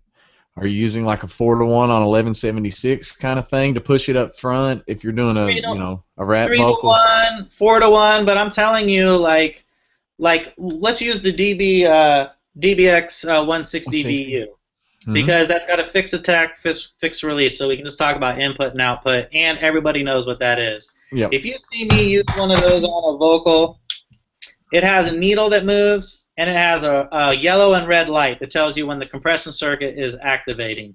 If you see me recording a vocal, you'll see that light up maybe a smidget, and the needle will barely move. Like, if I'm doing a rap vocal, I just want it to catch if they get too close to the mic, or they pull out a note or something. I just want it to catch it so I can keep that vocal smooth and riding on top. Like, the more you compress it, the more you can't undo it when you get into the mix. You have no idea what's going to happen to that vocal when the kick, the snare, the bass, all that's going to be amplified up from where it started at. And if you've over-compressed the vocal to begin with, you're never going to get the vocal loud enough or sound like it's up in front enough because it sounds tiny. And he spoke about moving the vocal up closer with compression and whatever, but on your mixes are different than the mixes I would assume he's talking about, because your stuff is moved out of the way of your vocals. When I listen to your mixes, it's just stuff's just out of the way of the vocals, period. So it's not even a matter of having to push them forward.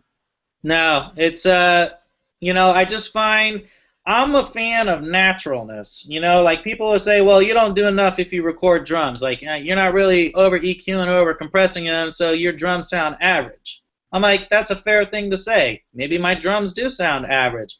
But anything that you ever get that Jason's recorded, me, myself, and I, third person, talking like a douchebag, anything you get that I record, I guarantee you can do whatever you need to do to that sound when you get it. So if I record drums and you need the kick drum to sound completely different than what I did, I've given you what you need to make that happen, because I haven't hamstrung you by EQ and I haven't hamstrung you by compression. Especially in the world that we live in today, there's just no reason to do it. Like there's no reason to overdo it. Like natural is always going to be better. If you got to jack an EQ to make something sound good, you need to go out and move the mic and make it sound better. Because the sound becomes artificial. It's never going to sound pleasing. Hey, Bill Kamek, did you have any questions for him or anything? I didn't. I just, Jason, you had mentioned on your episode when you were on Pensado's Place, the HR 102, and that, like you were saying, that stays on my 2 bus, so appreciate that tip. But, yeah, no, I'm into the UAD stuff myself, and, I just get a different sound from it. I appreciated your definition of what that is, but I just get a different sound from it, and like you're saying, it makes it easier to get where you're going with fewer plugins. Yeah, I mean, you want to spend less time fussing with something so you can spend more time about making it sound good, Oh, look at him up there drinking a beer. Whatever. That's what time it is. He sits in the dark and drinks every episode. It's beer o'clock. Tradition. That's right. Bloody knows what's up. It's traditions. Beer o'clock. All right, Jason. Anything else for us? Because you have been very generous with your time. And remember, every time you come telling us it's going to be an hour and a half or something, you might wake up 6 hours later type thing. Well, luckily today afforded itself I could do that, because my first meeting today is not until 8 o'clock tonight, so okay, it worked out. Now, Bill had told me in the past that when it comes to editing these videos, they're long as hell, and it takes forever. So he actually works doing videos, so I have a computer that I can tie up, and I would imagine it's going to tie up the rendering of it after I actually get to where I can edit that stuff out. is going to take forever, so I'm not going to even ask him to do that. But Bill, do I have what I need on this computer without getting another program to edit that, or no? Most likely. You just have to On my MacBook download Pro? a 3.5-hour film, edit it, and then upload a 3.5-hour film. That's all. Okay. All right. Not a problem. You just let me. He'll let me know what to do, whatever, and I'll take care of it. It's going to take an ungodly amount of time, but I want you taken care of. I appreciate it. You know, sometimes I start talking and I don't stop, and you know that can get you in trouble.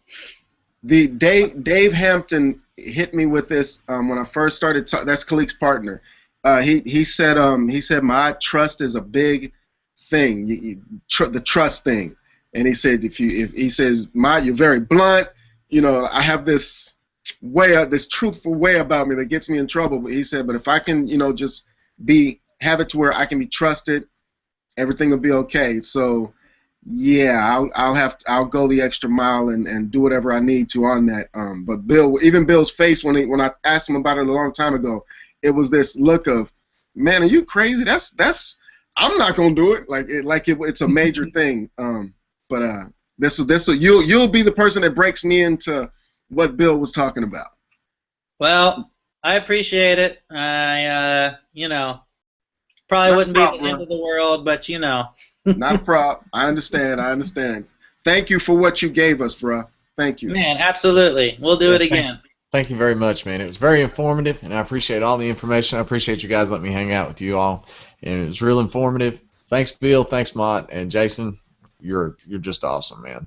Thanks, guys. The stuff with no names next time. Sentiments. Thank you for your time. Thank you, everybody.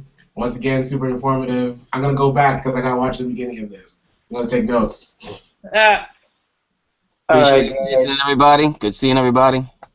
All right. Peace out, everybody. Thanks again, Jason. All right. No problem. All right. Yeah, see you later, guys. Later.